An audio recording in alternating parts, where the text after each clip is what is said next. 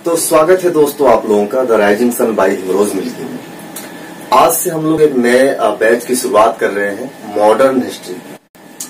आज की जो वीडियो है, इस वीडियो में मॉडर्न हिस्ट्री को हम किस प्रकार से पढ़ेंगे इस पे चर्चा किया जाएगा और पूरे मॉडर्न हिस्ट्री का एनालिसिस करेंगे हम लोग कि किस प्रकार से आधुनिक भारत में कैसे हम लोग आगे बढ़ते गए और लास्ट में जाकर के 1947 तक आजादी तक पहुंचे। इस वीडियो में समझने का यह प्रयास किया जाएगा कि आधुनिक इतिहास को किस प्रकार से पढ़ा जाए, किस प्रकार से इसको कवर किया जाए, जिससे कि हमारे प्री के प्रश्न भी कवर हो जाए पूरे और मेंस के भी प्रश्न पूरी तरीके से कवर हो जाए। पूरा प्रयास होगा क्योंकि यह जो कोर्स चलेगा यह एक लंबा कोर्स है, बड़ा कोर्स है। इसमें कम से कम आपको 150 वीडियो मिलेंगे। तो आप इसी से अंदाजा लगा सकते हैं कि हम लोग कितने डीप स्टडी करने वाले हैं आधुनिक इतिहास के। इसमें कोई भी पहलू छूटने वाला नहीं है, इस चीज को ध्यान रखें। यानी हर एक चीज को, मॉडर्न हिस्ट्री से जुड़ी हुई जितनी भी चीजें हैं, हर एक चीज को हम लोग टच करेंगे और उस लेवल तक जाके टच करेंगे जो आपके यूपीएससी के अलावा स्टेट पीसीएस में भी काम आ जाए। अगर प्रश्नों की प्रकृति की बात किया जाए मॉडर्न हिस्ट्री को लेकर के, तो ये हमेशा से ही सिलेक्शन में इसकी महत्वपूर्ण भूमिका रहा है, चाहे वो प्री के पॉइंट ऑफ व्यू से हो, चाहे वो मेंस के पॉइंट ऑफ व्यू से हो। थोड़ा सा इसके महत्व पे अगर हम लोग बात कर ले मॉडर्न हिस्ट्री के, तो एक मिनट थोड़ा सा आप लोग समझ लीजिए इसे। अगर मॉडर्न हिस्ट्री की हम लोग बात करते हैं तो दो पॉइंट ऑफ व्यू से इसे हम लोग देखेंगे। एक तो देखेंगे प्री के हिसाब से, दूसरा देखेंगे मेंस के हिसाब से। अगर प्रीलिम्स एग्जाम की बात किया जाए तो अगर आईएएस की हम लोग बात करें तो आईएएस में हमेशा ही कम से कम 9 से लेकर के 15 क्वेश्चन मॉडर्न हिस्ट्री से सीधे सीधे पूछे जाते हैं। अगर पूरे इतिहास की बात किया जाए आईएएस में तो कम से कम 22 से लेकर के 25 क्वेश्चन तक पूरे कंप्लीट हिस्ट्री से पूछे जाते रहे हैं, जिसमें से सबसे ज्यादा प्रश्न मॉडर्न हिस्ट्री से ही पूछा जाता है। उसके बाद आर्ट एंड कल्चर से, फिर एंशिएंट हिस्ट्री और मेडुअल से चला जाता है। अगर पीसीएस, स्टेट पीसीएस की अगर हम लोग बात करें तो स्टेट पीसीएस में इसकी भूमिका शायद आईएएस से ज्यादा होती है और स्टेट पीसीएस में कम से कम 15 से लेकर के 22 क्वेश्चन तक पूछे गए हैं। अगर यूपी पीसीएस की बात किया जाए तो मॉडर्न हिस्ट्री में यूपी पीसीएस में 25 क्वेश्चन तक पूछे गए हैं सीधे सीधे, सिर्फ और सिर्फ आधुनिक भारत से। यानी एंशिएंट और मेडुअल को छोड़ दिया जाए तो 15 से 22 क्वेश्चन तक आधुनिक भारत से प्रश्न पूछे जाते रहे। प्रश्नों में कभी उतार चढ़ाव होता रहता है, किसी साल 15 पूछ दिया, किसी साल 16, किसी साल 22 पूछ दिया, ऐसे रहे हैं। लेकिन अगर प्रश्नों के नेचर को देखा जाएगा हम लोग तो जो प्रश्न होते हैं उनके जो नेचर होते हैं स्टेट पीसीएस में वो थोड़ा आसान होते हैं। लेकिन इधर 2-3 वर्षों से आधुनिक इतिहास से प्रश्नों की प्रवृत्ति को पूरी तरीके से बदलते हुए प्रश्न धीरे धीरे टफ किया जाता है।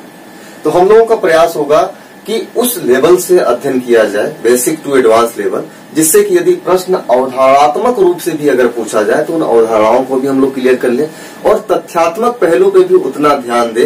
अगर तथ्यों से पूछता है तो हम लोगों के पास इतने तथ्य हो कि हमारे प्रश्न बाहर न जाने पाए। इस चीज का विशेष ध्यान रखा जाएगा हमारे इस बैच में। इसके अलावा अदर जितने भी बैच पढ़ाए जाते हैं, जो हम पढ़ाते हैं, हमारे द्वारा जो पढ़ाया जाता है, वहां पे इन चीजों का विशेष तौर पे ध्यान रखा जाता है, जहां पे तथ्यों के साथ साथ अवधारणाओं का पूरा मिक्स किया जाता है, पूरा मेल मिलाया जाता है, जिससे कि प्रश्न को समझने में आसानी हो, उस अवधारणा को समझने में आसानी हो और उससे जुड़े हुए जो इम्पोर्टेंट तथ्य है वो भी हमसे मिस न होने पाए। जितने भी इम्पोर्टेंट तथ्य है सबको कवर किया जाता है। तो स्टेट पीसीएस में अगर बात करें हम लोग तो 15 से 22 प्रश्न, यानी कि 15 से 22 प्रश्न पूछने का सीधा सीधा मतलब हो गया कि ये प्रीलिम्स एग्जाम को क्वालिफाई करने में मॉडर्न हिस्ट्री का एक इम्पोर्टेंस रोल होता है। जैसे कि आप लोग देखते हैं 4 क्वेश्चन 5 क्वेश्चन से अक्सर लोग बाहर हो जाते हैं। तो अगर मॉडर्न हिस्ट्री पे कमांड हो, यानी कि यह जो 15 से 22 क्वेश्चन आ रहे हैं, तो ये एक इम्पोर्टेंट रोल निभा सकता है आपके सिलेक्शन में यदि रुक रहा है तो। अगर मेंस की बात किया जाए तो मेंस जीएस की अगर बात करें, क्योंकि स्टेट पीसीएस में भी मेंस यूपी पीसीएस में तो हुआ नहीं है, हमारे पास एक ही मॉडल है, वो मॉडल है आईएएस। तो यहाँ पे अगर आईएएस की हम लोग बात करें मेंस को लेकर के, तो जब से मेंस में जो है कि आईएएस का मेंस हो रहा है, वहां से मॉडर्न हिस्ट्री की अगर बात करें तो मॉडर्न हिस्ट्री में 40 से लेकर के 65 नंबर तक के प्रश्न पूछे गए। आईएएस की बात करेंगे तो 40 से लेकर के 65 नंबर तक के प्रश्न यहाँ पूछे गए हैं। और ये जो प्रश्न आते थे 40 से 65 नंबर तक के, ये 125 शब्दों से लेकर 200 शब्दों में, यानी कि दोनों फॉर्मेट में पूछे गए हैं।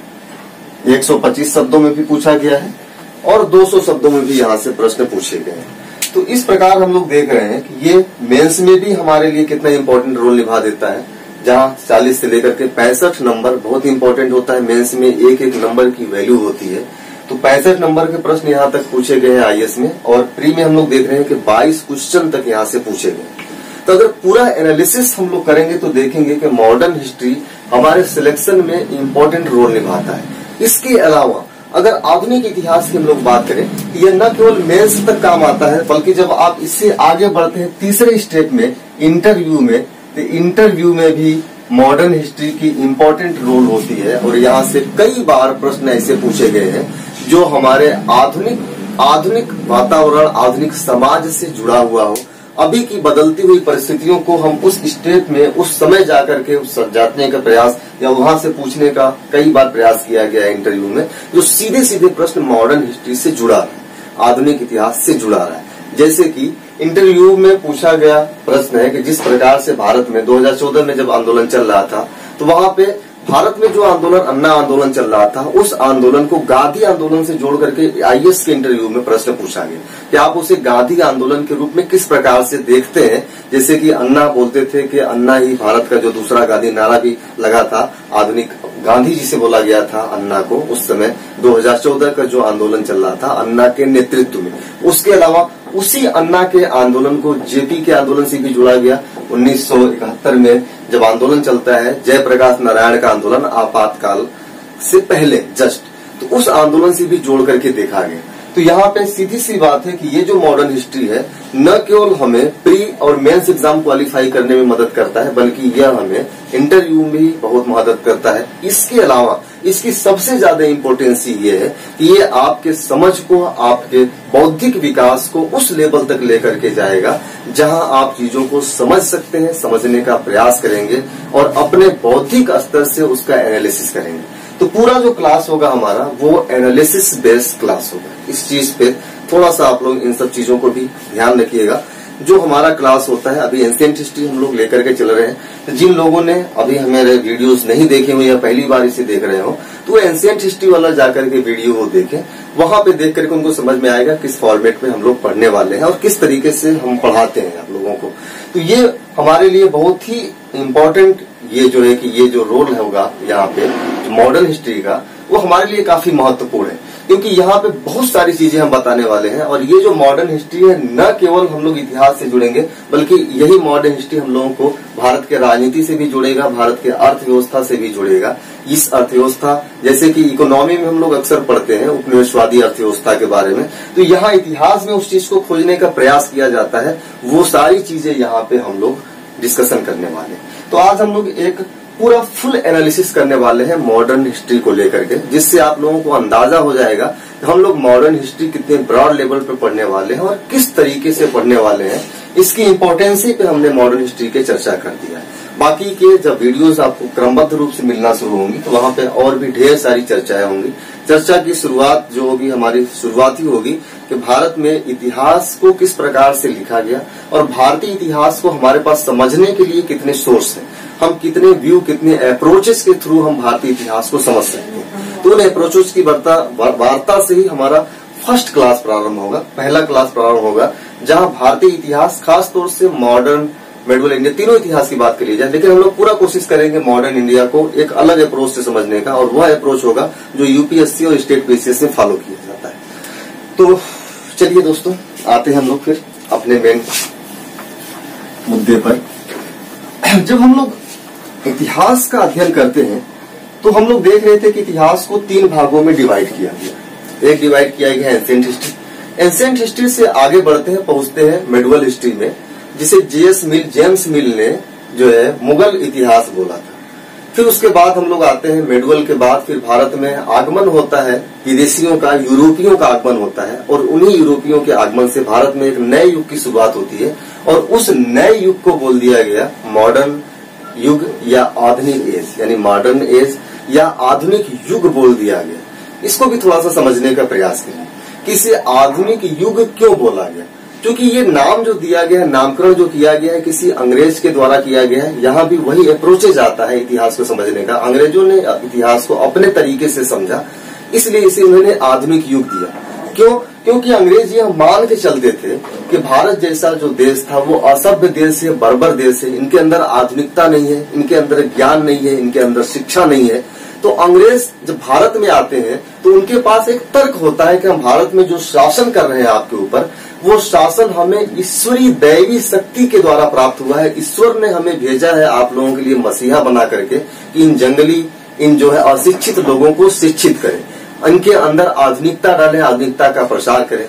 तो अंग्रेज जो दिखाते हैं कि भारत में शासन करने के दौरान उनका जो इतिहास कहता है कि उन्होंने भारत के लिए ढेर सारे अच्छे अच्छे काम किए हैं, इनके अंदर सुधार किए हैं, इनको एजुकेशन दिए हैं, इनको जागरूक किए हैं, इनको ज्ञान विज्ञान की ज्ञान दिए हैं। इस वजह से वह बोलते हैं कि इससे पहले, यानी अंग्रेजों के आने से पहले, हमारे आने से पहले, अंग्रेज बोलते हैं कि हमारे जाने से पहले भारत असभ्य और बर्बर देश था, लेकिन जब हम लोगों का शासन होता है, अंग्रेजों का शासन होता है, तो भारत को असभ्यता से सभ्य बना देते हैं और बर्बरता से आधुनिकता के रूप में उन्हें कन्वर्ट कर देते हैं। इसलिए जेम्स मिल ने अंग्रेजों का जो शासन काल रहा भारत में उसे आधुनिक काल कहा। यहाँ तक तो समझ में आ गया होगा आप लोगों को कि आधुनिक काल कहने का कारण क्या है, क्यों हम लोग इसे मॉडर्न हिस्ट्री बोलते हैं। इन सब चीजों को थोड़ा अच्छे से समझिए। ये सब चीजें आप लोगों को किताबों में नहीं मिलेंगी, बहुत कम लोग इन सब चीजों की चर्चा करते हैं। हमारे क्लास की सबसे बड़ी विशेषता ये होती है कि आपको कुछ भी नहीं बचेगा, एक एक चीजों पे डिस्कशन कर दिया जाएगा, बिल्कुल वैसे डिस्कशन किया जाएगा, वैसे बचाया जाएगा, वैसे बताया जाएगा आप लोगों को, जैसे कि कक्षा 5 के बच्चे या छोटे बच्चों को जिस तरीके से सब कुछ बताया जाता है जब तक उनके दिमाग में नहीं जाता, बिल्कुल उस तरीके से हम आपको लेकर के चलते हैं कि आपके पास कोई भी क्वेरी न बचने का। क्योंकि यूपीएससी और स्टेट पीसीएस हमारा जब टारगेट है तो वो टारगेट हम लोग सतही ज्ञान लेकर के नहीं प्राप्त कर सकते जब तक कि उस ज्ञान के लिए हमें स्तरीय ज्ञान न हो, हमें डीप नॉलेज न हो। डीप नॉलेज के लिए, अच्छी समझ विकसित करने के लिए एक एक बिंदुओं पे विस्तृत चर्चा करना जरूरी होता है और यही हमारी मुख्य खासियत है कि हर एक चीजों पे विस्तृत चर्चा करते हैं। तो हम लोगों ने बात किया मॉडर्न हिस्ट्री, आधुनिक भारत। तो सबसे पहले हम लोगों ने देखा कि आधुनिक भारत को आधुनिक भारत क्यों कहा जाता है, जबकि इससे पहले था मुगल काल, जहां पे मुगल शासक कर रहे थे। इससे पहले था हिंदू काल, जहां पे हिंदू लोग शासन कर रहे थे। इन तीनों कालों को डिवाइड किया था जेम्स मिल ने। जेम्स मिल ने, जिसे हम बोलते हैं एंशिएंट हिस्ट्री, प्राचीन भारत, और इसे बोला जाता है मध्यकालीन भारत। इन तीनों को जेम्स मिल ने बताया कि प्राचीन काल का जो भारत है वो हिंदू काल है, मुगल काल जेम्स मिल ने बताया कि आधुनिक मध्यकाल का जो भारत है वो मुगल काल है। लेकिन जब बात आती है आधुनिकता की, आधुनिक काल की, मॉडर्न हिस्ट्री की, मॉडर्न इंडिया की, तो यहाँ पे जेम्स मिल ने मॉडर्न इंडिया को जो है ईसाई काल न बता करके इसे बता दिया क्या, आधुनिक भारत बताया। नामकरण जिस हिसाब से जेम्स मिल करता है, प्राचीन इतिहास में हम लोग देखते हैं ज्यादातर शासक हिंदू शासक हैं, उसे जेम्स मिल बताता है कि ये हिंदू काल था, जिसे हम लोग पढ़ते हुए कि गुप्त जो एज था वो हिंदू काल का स्वर्ण काल माना जाता है। ठीक वैसे ही जेम्स मिल आता है मध्यकालीन भारत में। जब मध्यकालीन भारत में पहुंचता है जेम्स मिल तो देखता है यहाँ पे ज्यादातर शासक मुगल थे, तो उसने इसे मुगल काल के रूप में डिफाइन किया। जब बात आती है अपनी, ज्यादातर अंग्रेज ईसाई थे, क्रिश्चियन थे, तो यहाँ पे जेम्स मिल ने पाला बदला और सांप्रदायिकता के रूप में जो जिस तरीके से परिभाषित कर रहा था वो प्राचीन काल और मध्य काल को, आधुनिक काल आते आते, अपने काल आते आते वह सांप्रदायिकता को हटा करके इसे आधुनिक काल बता देता है। और इसके पीछे का जो तर्क था हमने यही बताया कि इससे पहले ये मान रहे थे ईसाई कि यहाँ तक ये जो दो काल था, इस काल में भारत असभ्य था, बर्बर था, इनके पास शिक्षा नहीं था, इनके पास ज्ञान नहीं था। लेकिन ये मानते हैं कि जब से हम भारत में आते हैं तो इन्हें शिक्षित करते हैं, इनके अंदर जागरूकता लाते हैं, इनके सभ्यता का विकास करते हैं, इसलिए इसने इसे ईसाई काल ना बोल करके बता दिया। अब भारत मॉडर्न हो चुका है, आधुनिक हो चुका है। इसलिए जब हम अंग्रेजों के शासन से जब भारत का अध्ययन करना शुरू करते हैं तो उसका नाम दे दिया जाता है आधुनिक काल या मॉडर्न इंडिया, नाम हम लोग दे देते हैं। सवाल उठता है मॉडर्न इंडिया, तो अब हम लोग यहाँ से शुरू करते हैं मॉडर्न इंडिया का एनालिसिस। जब हम आधुनिक भारत की बात करते हैं तो आधुनिक भारत की जो शुरुआत होती है वो 18वीं सदी के मध्य से शुरू होती है। यानी माना जाता है कि 18वीं सदी के मध्य से लेकर के 1947 तक का जो पूरा समय रहा है उसे आधुनिक भारत में समेटा जाता है। हालांकि अभी पोस्ट मॉडर्न इंडिया भी आ गया है, जो है कि उत्तर आधुनिक भारत यानी कि आजादी के बाद का भारत, वो भी हमारे सिलेबस में शामिल हो गया है। तो उसका अध्ययन दूसरे तरीके से किया जाता है, यानी उसके अध्ययन का अलग तरीका है, वो पढ़ा जाता है पूरी तरीके से। आजादी के बाद की जो घटनाएं होती हैं भारत में उसके बारे में पढ़ा जाता है। तो अभी हम लोगों के जो सिलेबस में है, मॉडर्न इंडिया के सिलेबस में जो है, वो सिलेबस में है 18वीं सदी के मध्य से लेकर के 18वीं सदी के मध्य से लेकर के 1947 तक हम लोगों को पढ़ना है। 1947 मतलब सीधे हो गया आजादी तक, जब हमें आजादी मिल जाती है। हालांकि उसके आगे की चीजों पे भी हम चर्चा करेंगे, कम से कम आप लोगों को लेकर के जाएंगे 1964 के इतिहास तक, जो कि पोस्ट मॉडर्न इंडिया का एक पार्ट है। इसमें भी कई सारी चीजें, भूमि सुधार वगैरह होता है, भूमि दान वगैरह होता है, ग्राम दान वगैरह, कई सारे प्रोग्राम चलते हैं 1947 के बाद। उस पे भी हम चर्चा करेंगे यहाँ पे इसी वीडियोस के साथ। इसी वीडियोस में आप लोगों को 1964 तक का इतिहास पढ़ लिया जाएगा। अगर बात किया जाए 18वीं सदी के मध्य की हम लोग बात करें तो 1947 तक जो शुरुआत होता है हिस्ट्री का, वह शुरुआत होता है उपनिवेशवाद से, कॉलोनिया से शुरुआत होता है, कॉलोनियलिज्म से शुरू होता है आधुनिक भारत। जब कॉलोनिया की बात किया जाता है तो एक विचारधारा आती है जो उपनिवेशवाद की बात करती है, और यही उपनिवेशवाद भारत में अंग्रेजी व्यवस्था को स्थापित करता है। यही अंग्रेजों की जो सोच थी, कॉलोनिया, कॉलोनियलिज्म, यही सोच भारत में अंग्रेजी शासन व्यवस्था को कई तरीके के चेंजिंग लाने की ओर जो मोटिवेट करती है, उत्साहित करती है कि भारत के राजनीतिक, आर्थिक, सामाजिक सभी पहलुओं पे बदलाव किया जाए। लेकिन यह उपनिवेशवाद ऐसे ही नहीं चला। हालांकि उपनिवेशवाद की जो शुरुआत मानी जाती है भारत में, वो 1757 के पलासी के युद्ध से माना जाता है। इसको ध्यान रखिएगा, इसको बोलते हैं पलासी का युद्ध, न कि प्लासी का युद्ध। जैसे कि अक्सर किताबों में प्लासी लिखा होता है, वो गलत लिखा होता है, वो होता है पलासी। पलासी इसलिए बोला जाता है ताकि यहाँ पे पलाश के पत्ते पाए जाते थे, पलाश के पेड़ पाए जाते थे। सो ये जो गांव था वो पलाश के पेड़ वहां बहुत ज्यादा होते थे, इसलिए उसे जो है पलासी बोला जाता था। और यही युद्ध होता है, इसे बोला जाता है पलासी का युद्ध। इस उपनिवेशवाद की भारत में शुरुआत 1757 से प्रारंभ होती है। लेकिन यह जो उपनिवेश 1757 से प्रारंभ होती है वो एकाएक नहीं होता। उससे पहले कई सारी ऐसी घटनाएं हमारे देश में घटी या हमारे आधुनिक भारत से पहले घटी, जो उपनिवेशवाद की तरफ आगे अंग्रेजों को लेकर के आता है। तो सबसे पहले उपनिवेशवाद से पहले भारत में प्रवेश होता है हमारे यहाँ यूरोपियों का। तो यूरोपीय जब भारत में आते हैं, किस पर्पज से आते हैं? यूरोपियों का आगमन।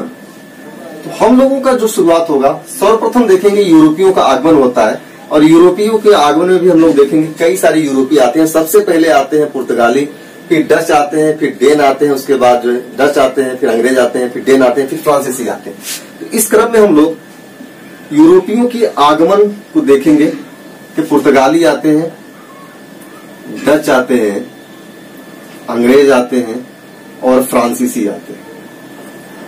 इट्स वेरी इंपॉर्टेंट, ये चारों काफी इंपॉर्टेंट है। हालांकि इसी के बीच में एक और आते हैं, अंग्रेज और फ्रांसीसियों के बीच में एक आते हैं डेन, जो ज्यादा इंपॉर्टेंट नहीं है। लेकिन हम लोग जो पढ़ेंगे तो पांचों चीजों को पढ़ेंगे, क्योंकि यहाँ पे एक एनालिसिस किया जा रहा है। अभी हम लोग पढ़ नहीं रहे हैं, चीजों को समझने का प्रयास कर रहे हैं कि आधुनिक भारत किस प्रकार से डेवलप होता है और कैसे हम आजादी तक पहुंचते हैं। इस चीज को हम लोग अच्छे तरीके से फुल एनालिसिस के साथ समझने का प्रयास कर रहे हैं। तो भारत में उपनिवेशवाद के शुरुआत होने से पहले भारत में यूरोपियों का आगमन होता है। और यह यूरोपीय आते हैं मसाले की खोज में। क्या कभी आपने सोचा है कि यूरोपीय मसाले के खोज में ही क्यों आए? तो उसका सीधा सा जवाब यह है कि यूरोप ठंडा प्रदेश है, आप लोगों को पता है। इंग्लैंड, फ्रांस, ये सब स्विट्जरलैंड जाएंगे तो ये ठंडे प्रदेश है। और ठंडे प्रदेशों में मांस, मीट मछलियां ज्यादा खाई जाती थी। और जो मांस बनते हैं, जो मीट बनते हैं, उनके लिए गरम मसालों की जरूरत होती है। और गरम मसाले हमारे भारत में हो रहे थे, तो उन्हीं गरम मसालों की तलाश में ये आते हैं। इसमें साहसिक जो नाविक थे उनकी भी उत्पत्ति होती, नए नए रास्ते खोज रहे थे। तो जब पुर्तगाली आते हैं मसालों की तलाश में, यहाँ से मसाला लेकर के जब जाता है तो मसाले की बिक्री से 60 गुना लाभ जब कमाते हैं, तो ये मोटिवेट होते हैं भारत की तरफ आने की। शुरुआत होता है पुर्तगाली से, और अंग्रेज, डच, अंग्रेज, फ्रांसीसी आते गए। इन सब में अंग्रेज और इन्हीं के मध्य, यूरोपीय शक्तियों के मध्य आपसी संघर्ष शुरू हो जाता है। जैसे कि पुर्तगाली डच में संघर्ष शुरू हो जाता है, अंग्रेज पुर्तगाली, अंग्रेज डच, फिर अंग्रेज फ्रांसीसी में, इस प्रकार से संघर्ष शुरू होता है। और यह संघर्ष होता है यहाँ पे ज्यादा से ज्यादा अपने आर्थिक लूट को संभव बनाने के लिए, अपने आर्थिक प्रभाव को आगे बढ़ाने के लिए। लेकिन इन सब से पूर्व जब यूरोपियों का जब आगमन होता है तो इन सब से पहले भारत में मुगल साम्राज्य आते थे। यानी कि इससे पहले यूरोपियों के आने से पहले भारत में किसका शासन चल रहा था? तो शासन चल रहा था मुगल साम्राज्य का शासन चल रहा था, यानी मुगल शासक यहाँ पे थे। और मुगल साम्राज्य के विघटन के बाद परवर्ती मुगल साम्राज्य आते हैं, परवर्ती मुगल साम्राज्य, जिसमें कि मुख्य रूप से जो मुगल साम्राज्य थे या मुगल शासक थे वो धीरे धीरे उनकी शक्ति कमजोर होती गई। फिर बाद में आते हैं परवर्ती मुगल साम्राज्य, जिसमें हम लोग देखेंगे औरंगजेब के बाद जितने भी शासक हुए मुगल साम्राज्य उन्हें परवर्ती मुगल साम्राज्य बोला जाता है, जो काफी कमजोर थे। ये मुगल साम्राज्य बहुत ही स्ट्रांग था, बहुत मजबूत स्थिति में था, लेकिन परवर्ती मुगल साम्राज्य अपने पूर्व के मुगल साम्राज्य से मजबूत स्थिति में नहीं था, न उस विरासत को बचाए रखने में वह सक्षम रहा जिससे कि मुगल साम्राज्य को आगे बढ़ाया जाए। और इस समय यूरोपीय कंपनियों का चूंकि आगमन हो गया था, यूरोपीय कंपनियां भारत में लाभ कमाना शुरू कर दी थी, ये पैसा कमाना शुरू कर दी थी, और इस लाभ ने यूरोपीय कंपनियों को मोटिवेट किया कि अब भारत की राजनीतिक स्थिति में हस्तक्षेप करके भारत पर नियंत्रण स्थापित करके यहाँ से धन को लूटा जाए। लेकिन इसी दौरान जब परवर्ती मुगल साम्राज्य थे, तो थोड़ा सा समझने का प्रयास करिए यहाँ पे आप लोग कि जो परवर्ती मुगल साम्राज्य थे वो मुगल साम्राज्य इतने मजबूत नहीं थे कि पूरे भारत को एकजुट या एक यूनिट में बांध सके। हालांकि मुगल साम्राज्य जब तक था वो पूरे भारत को एकता के सूत्र में बांधे रखा, पूरी कंट्रोलिंग अपने हाथ में रखा, लेकिन परवर्ती मुगल जो शासक थे वो इतने सक्षम नहीं थे। तो इस समय जो पूरा मुगल साम्राज्य था यहाँ पे वो 3-4 हिस्सों में डिवाइड था। कैसे डिवाइड था हम लोग यहाँ समझ लेते हैं, समझते जाइए आप लोग, अच्छे से इसे समझिए। सिर्फ इस तरीके से फ्रेमिंग भी आप करना चाहें तो कर लीजिएगा, लेकिन जब वीडियो जाएगी तो क्रमबद्ध रूप से हम लोग देखेंगे इसको। यहाँ पे हमारा प्रयास ये है कि आप लोगों को मॉडर्न इंडिया का एक वो कॉन्सेप्ट दे दें जिससे कि आप जब आप आधुनिक भारत पढ़ना शुरू करेंगे तो आपको चीजें खुलती चली जाएंगी कि हाँ किस तरीके से क्या चीजें आ रही हैं, जिससे आपका जो अवधारणा है, जो कॉन्सेप्ट है, जो इंटेलेक्चुअल पावर है वो इंक्रीज कर जाएगा। इस एक वीडियो में ही आप लोगों को फील होगा कि हमारी बौद्धिक क्षमता कुछ न कुछ बढ़ी है, हमारे समझने के तरीके बढ़ गए हैं। अभी तक आप लोग ऐसे पढ़ रहे होंगे, लेकिन इस तरीके की वीडियोस बड़ी मुश्किल से मिलती है, बड़ी मेहनत से तैयार किया जाता है, तब जाकर के चीजें मिलती है। तो हम लोग बात कर रहे थे परवर्ती मुगल साम्राज्य, तो थोड़ा सा हम लोग देखते हैं, यहाँ पे हम लोग देखते हैं मुगल साम्राज्य, सीधे सीधे लिख लेते हैं परवर्ती मुगल साम्राज्य।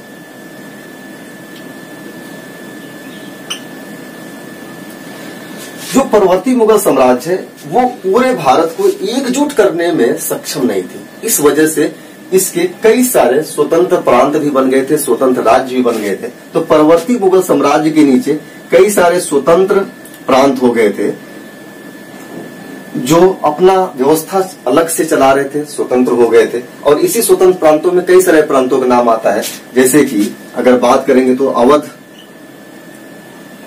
बंगाल,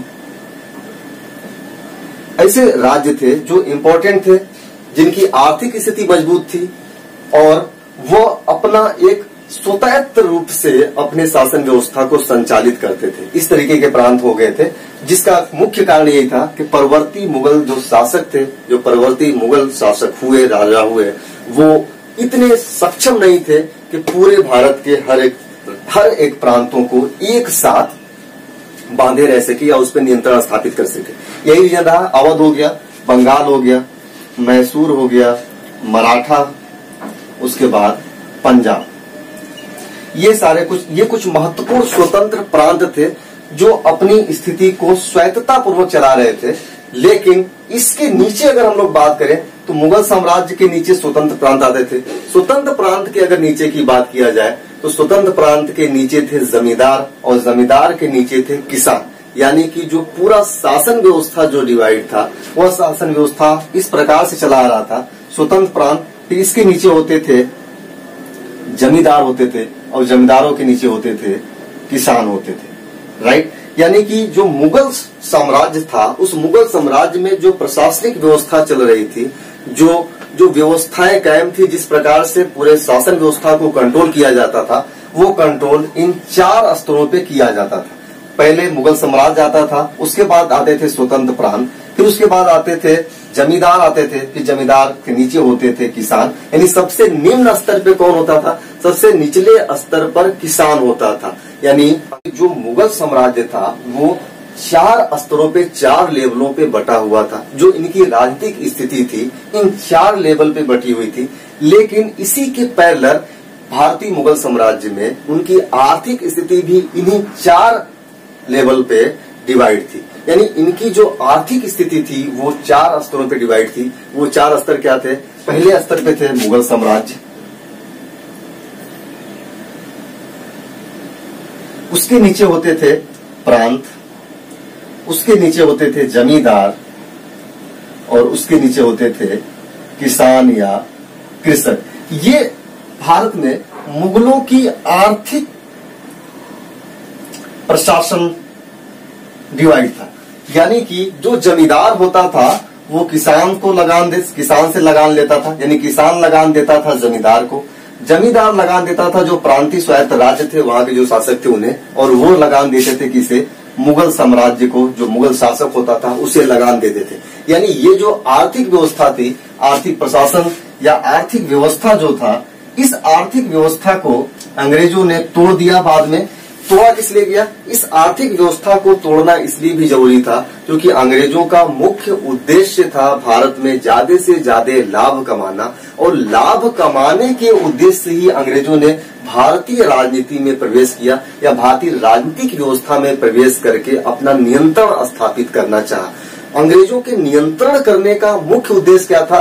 कि उन्हें भारत की जो आर्थिक व्यवस्था या जो आर्थिक प्रशासन चली आ रही है उस प्रशासन को इस प्रकार से तोड़ दिया जाए जिससे कि अंग्रेजों का ज्यादा से ज्यादा लाभ हो। इस आर्थिक प्रशासन को या आर्थिक व्यवस्था को अंग्रेजों ने 2 प्रकार से तोड़ा, उत्तर भारत में और दक्षिण भारत को डिवाइड किया, और अभी तक चली आ रही जो जमींदारी व्यवस्था थी उस जमींदारी व्यवस्था को समाप्त करके कुछ नए व्यवस्थाएं इस प्रकार से लागू किया गया जिससे कि वो ज्यादा से ज्यादा लाभ भारत से कमा सके और उन लाभों को ब्रिटेन भेजा जा सके। यहाँ पे ये समझ में आ रही है आप लोगों को?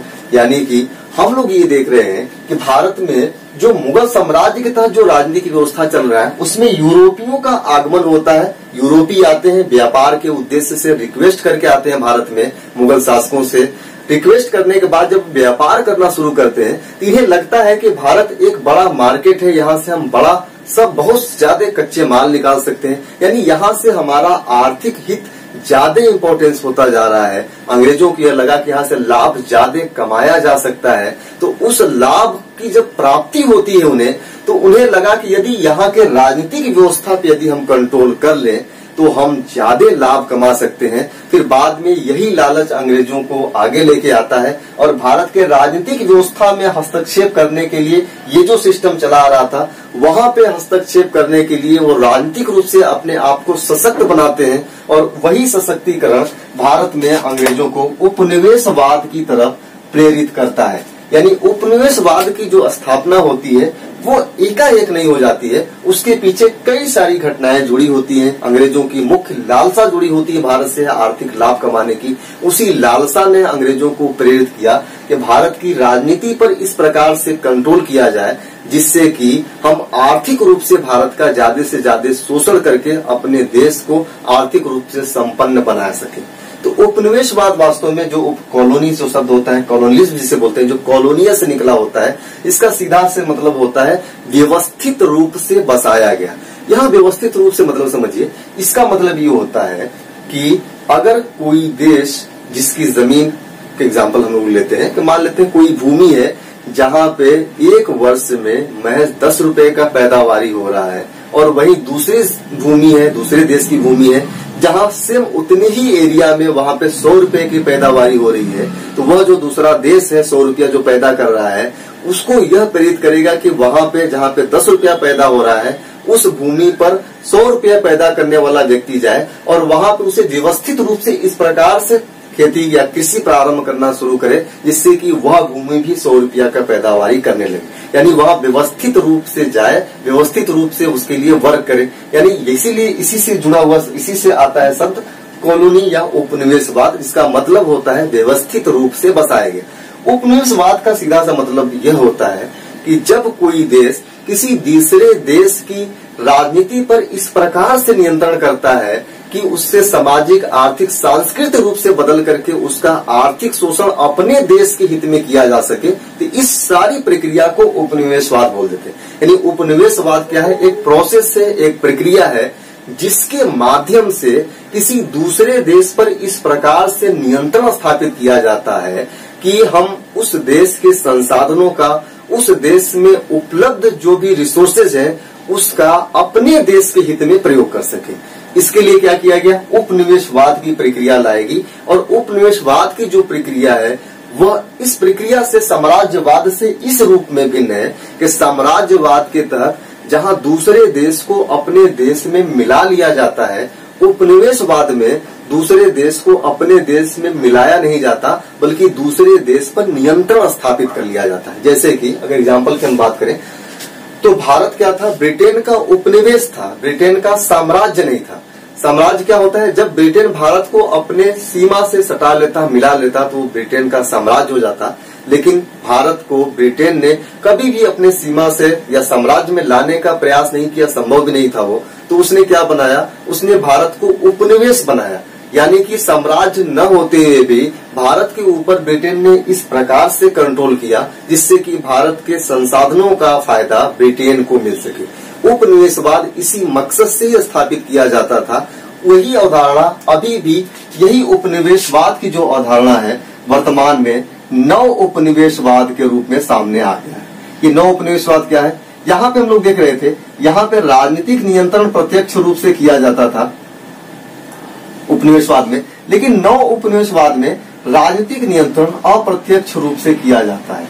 यानी इस चीज को समझिए, थोड़ा सा अच्छे समझ लीजिए, जो न्यू कॉलोनियलिज्म क्या होता है। उपनिवेशवाद एक प्रक्रिया हमने बताया है। वो प्रक्रिया कैसी है? एक ऐसी प्रक्रिया है जो किसी देश पर इस प्रकार से नियंत्रण स्थापित करना जिससे कि हम उस देश के आर्थिक संसाधनों का लाभ अपने देश या जो उपनिवेशवाद जो बनाने वाला देश है उस देश को पहुंचा सके। तो ये जो राजनीतिक नियंत्रण होती थी, जो कंट्रोल होता था, वो डायरेक्ट होता था। यानी उस देश के लोग आते थे, स्वयं शासन चलाते थे, सैनिक रखते थे, सब कुछ उनके अंडर में होता था। लेकिन नव उपनिवेशवाद, जब आधुनिकता भारत की शुरुआत होती है आजादी के बाद, तो नया कॉन्सेप्ट आता है न्यू कॉलोनियलिज्म। और इसमें जो राजनीतिक नियंत्रण स्थापित किया जाता था, यानी अंग्रेजी सेना, अंग्रेजी शासन, ये चीजें नहीं होती। लेकिन यह जो देश होता है, यह देश अप्रत्यक्ष रूप से उसके नियंत्रण में होता है। जैसे एग्जाम्पल की अगर हम लोग बात करें तो अभी हम लोग देखते हैं जैसे कि पाकिस्तान की एग्जाम्पल ले या अफगानिस्तान, ऐसे छोटे छोटे देश जो किसी दूसरे देश के नियंत्रण में उसकी आज्ञाओं का पालन अक्षरशः करते हैं। अगर अमेरिका बोलता है कि ये करना है तो वहां सीधे सीधे उसको फॉलो कर लिया जाता है। इसका सीधा सा मतलब क्या होता है कि अभी भी अप्रत्यक्ष रूप से किसी देश पर किसी दूसरे देश का नियंत्रण है। वह देश जो शक्तिशाली देश है, जो पावरफुल देश है जैसे अमेरिका, वो कहीं न कहीं दुनिया के कई सारे देशों पे अपने निर्णय का प्रभाव डालता है, अपनी बातें मनवाता है। यही जो प्रक्रिया होती है जो अप्रत्यक्ष रूप से कहीं न कहीं उस देश पर नियंत्रण कर ली जाती है, उसी को बोल देते हैं हम लोग नव उपनिवेशवाद, न्यू कॉलोनियलिज्म। ऐसे ही साम्राज्यवाद और नव साम्राज्यवाद की भी अवधारणा है जो आगे के लेक्चर्स में हम लोग डिस्कशन करेंगे। अभी फिलहाल में हम लोग यहाँ पे देखते हैं, क्योंकि उपनिवेशवाद की शुरुआत की बात करें तो किस प्रकार से उपनिवेशवाद की शुरुआत होती है।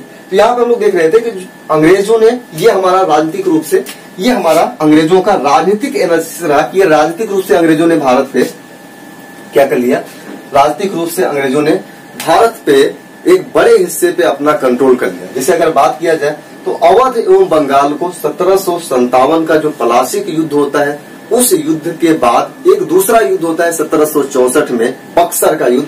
इस बक्सर के युद्ध के बाद अवध एवं बंगाल को मिला लिया जाता है अंग्रेजों को अपने प्रांत में।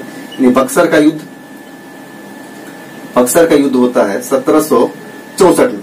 इस बक्सर के युद्ध के द्वारा अवध एवं बंगाल अंग्रेजी अधिकार में आ जाते हैं। यहाँ से शुरू होता है, देखिए किस प्रकार से अंग्रेजों ने इंटरफेयर करना शुरू किया। और सबसे पहले 1757 का पलासी का युद्ध लड़ते हैं। पलासी के युद्ध में अंग्रेज सफल होते हैं। यही सफलता उनको मोटिवेट करती है कि अगर हम एक और सफलता अर्जित कर ले, अगर बंगाल पे अगर हम कब्जा कर लेते हैं तो हमारे रिसोर्सेज के एक बड़ा साधन मिल जाएगा, एक बड़ा एरिया मिल जाएगा। और उसी माध्यम से अंग्रेज अपने सेना को डेवलप करके भारत के विभिन्न हिस्सों पे अपना प्रभुत्व जमा सकते हैं। उस समय बंगाल आर्थिक रूप से बहुत ही संपन्न था, इसलिए अंग्रेजों का पहला टारगेट था बंगाल, और उन्होंने 1764 के बक्सर के युद्ध में अवध एवं बंगाल को जीत लिया। हमें पता है, आप लोगों को पता है कि जो बक्सर के युद्ध था उसमें मुगल सम्राट लड़ रहे थे, उसके अलावा अवध का नवाब भी शामिल था और एक तरफ थे अंग्रेज। उसके बावजूद भी यहाँ पे मुगल सम्राट, अवध का नवाब दोनों पराजित कर दिए जाते हैं, और यहीं 1764 में अवध एवं बंगाल पर अंग्रेजों का अधिकार हो जाता है।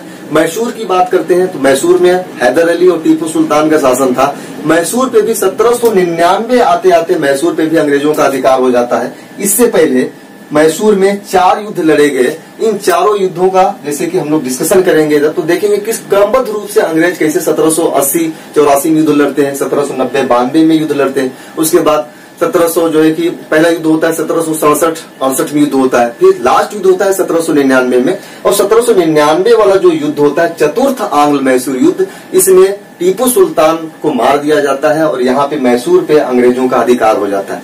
ठीक है, ऐसे ही मराठे जो अंग्रेजों का विरोध कर रहे थे, मराठों में भी 3 युद्ध होता है। आंग्ल मराठा युद्ध 1775, 1782 होता है, फिर 1763 होता है, फिर उसके 1863 होता है, फिर 1816 और 1818 होता है।